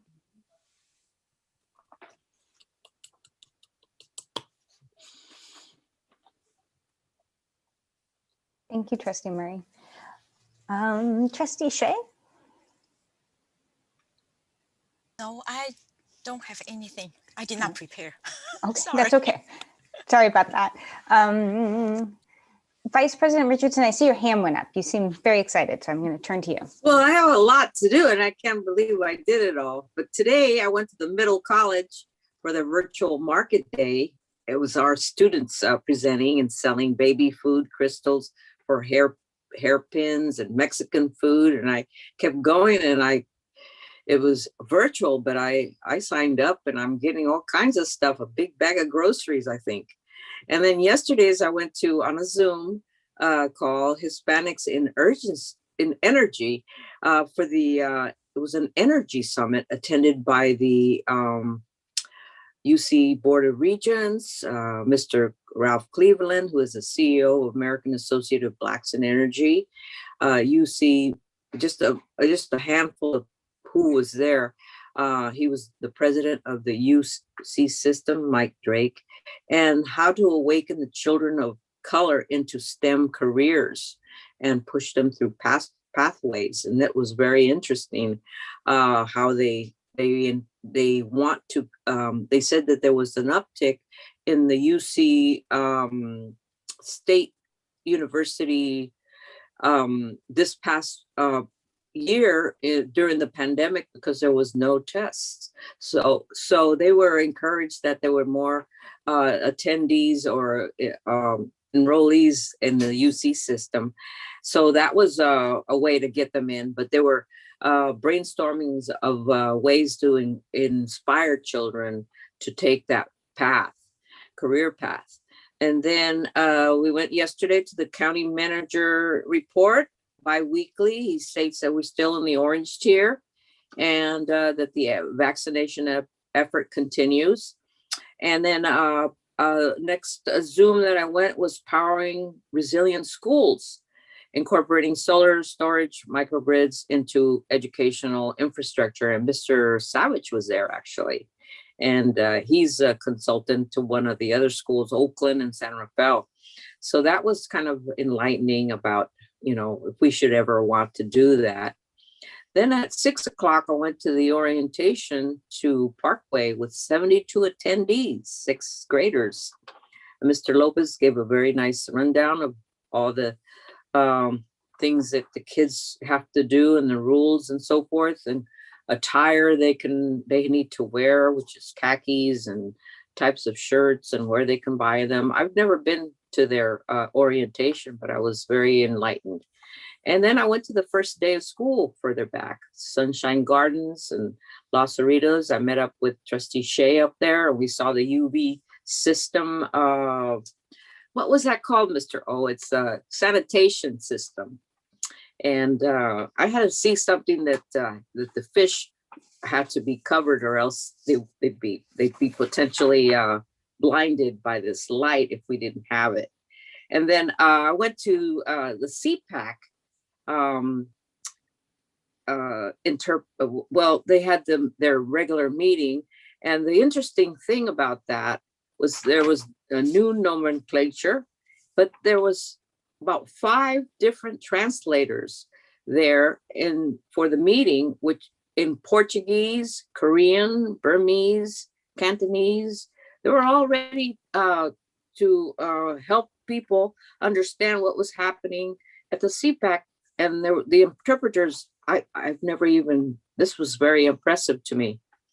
And then I went to the Bell game, and just as I got there, I saw Dr. Moore leave, but that was the exciting part because I was there for the second touchdown, and I don't feel so bad being late. It was a beautiful field, beautiful day, and it was just a lovely time had by all. Mr. O and everybody, all the staff was there, and I just had a wonderful time just being out there with the kids. And that's all my report. I just had to show that off a little bit. Thank you. Thank you, Vice President Richardson. You've certainly been very busy. Trustee Baker? I haven't been quite as busy as Vice President Richardson, but she did also bring up something that piqued my interest. I was also at the Bell game. I was down there taking stats, and congratulations, Abby and El Camino, for keeping the Bell for the 3rd year in a row. But South City did make strides. They were more competitive this year than last. I think they'll be even more competitive in this fall. We're gonna have 2 Bell games this year.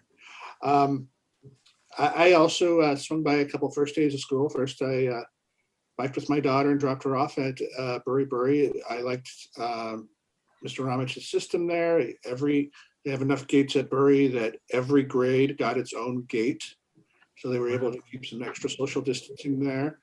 And then once she was safely ensconced after her temperature check and symptom check, I biked the rest of the way over to Ponderosa. I saw how Ms. Erskine was running the clean ship over there too. And I just gotta say, I know there was a lot of controversy on both sides, some saying no one should go back, some saying everyone should go back.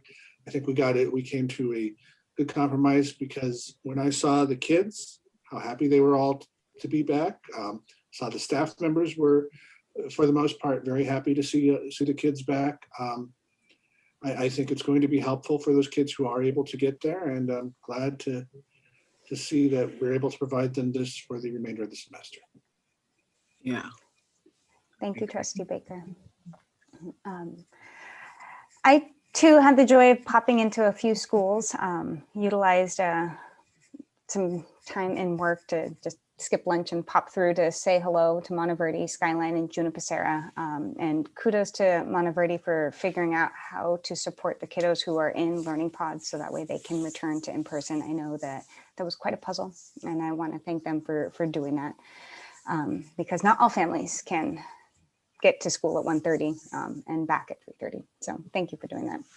I had the opportunity to check out the South San Francisco Virtual Art Show celebrating Earth Day. That was really awesome. If you have not checked it out, it's all on Padlet, and you can see all of the student work, and it's really rather incredible what they've done. So definitely, if you do have an opportunity, it's on the City of South San Francisco website, and students really, they put in a lot of effort.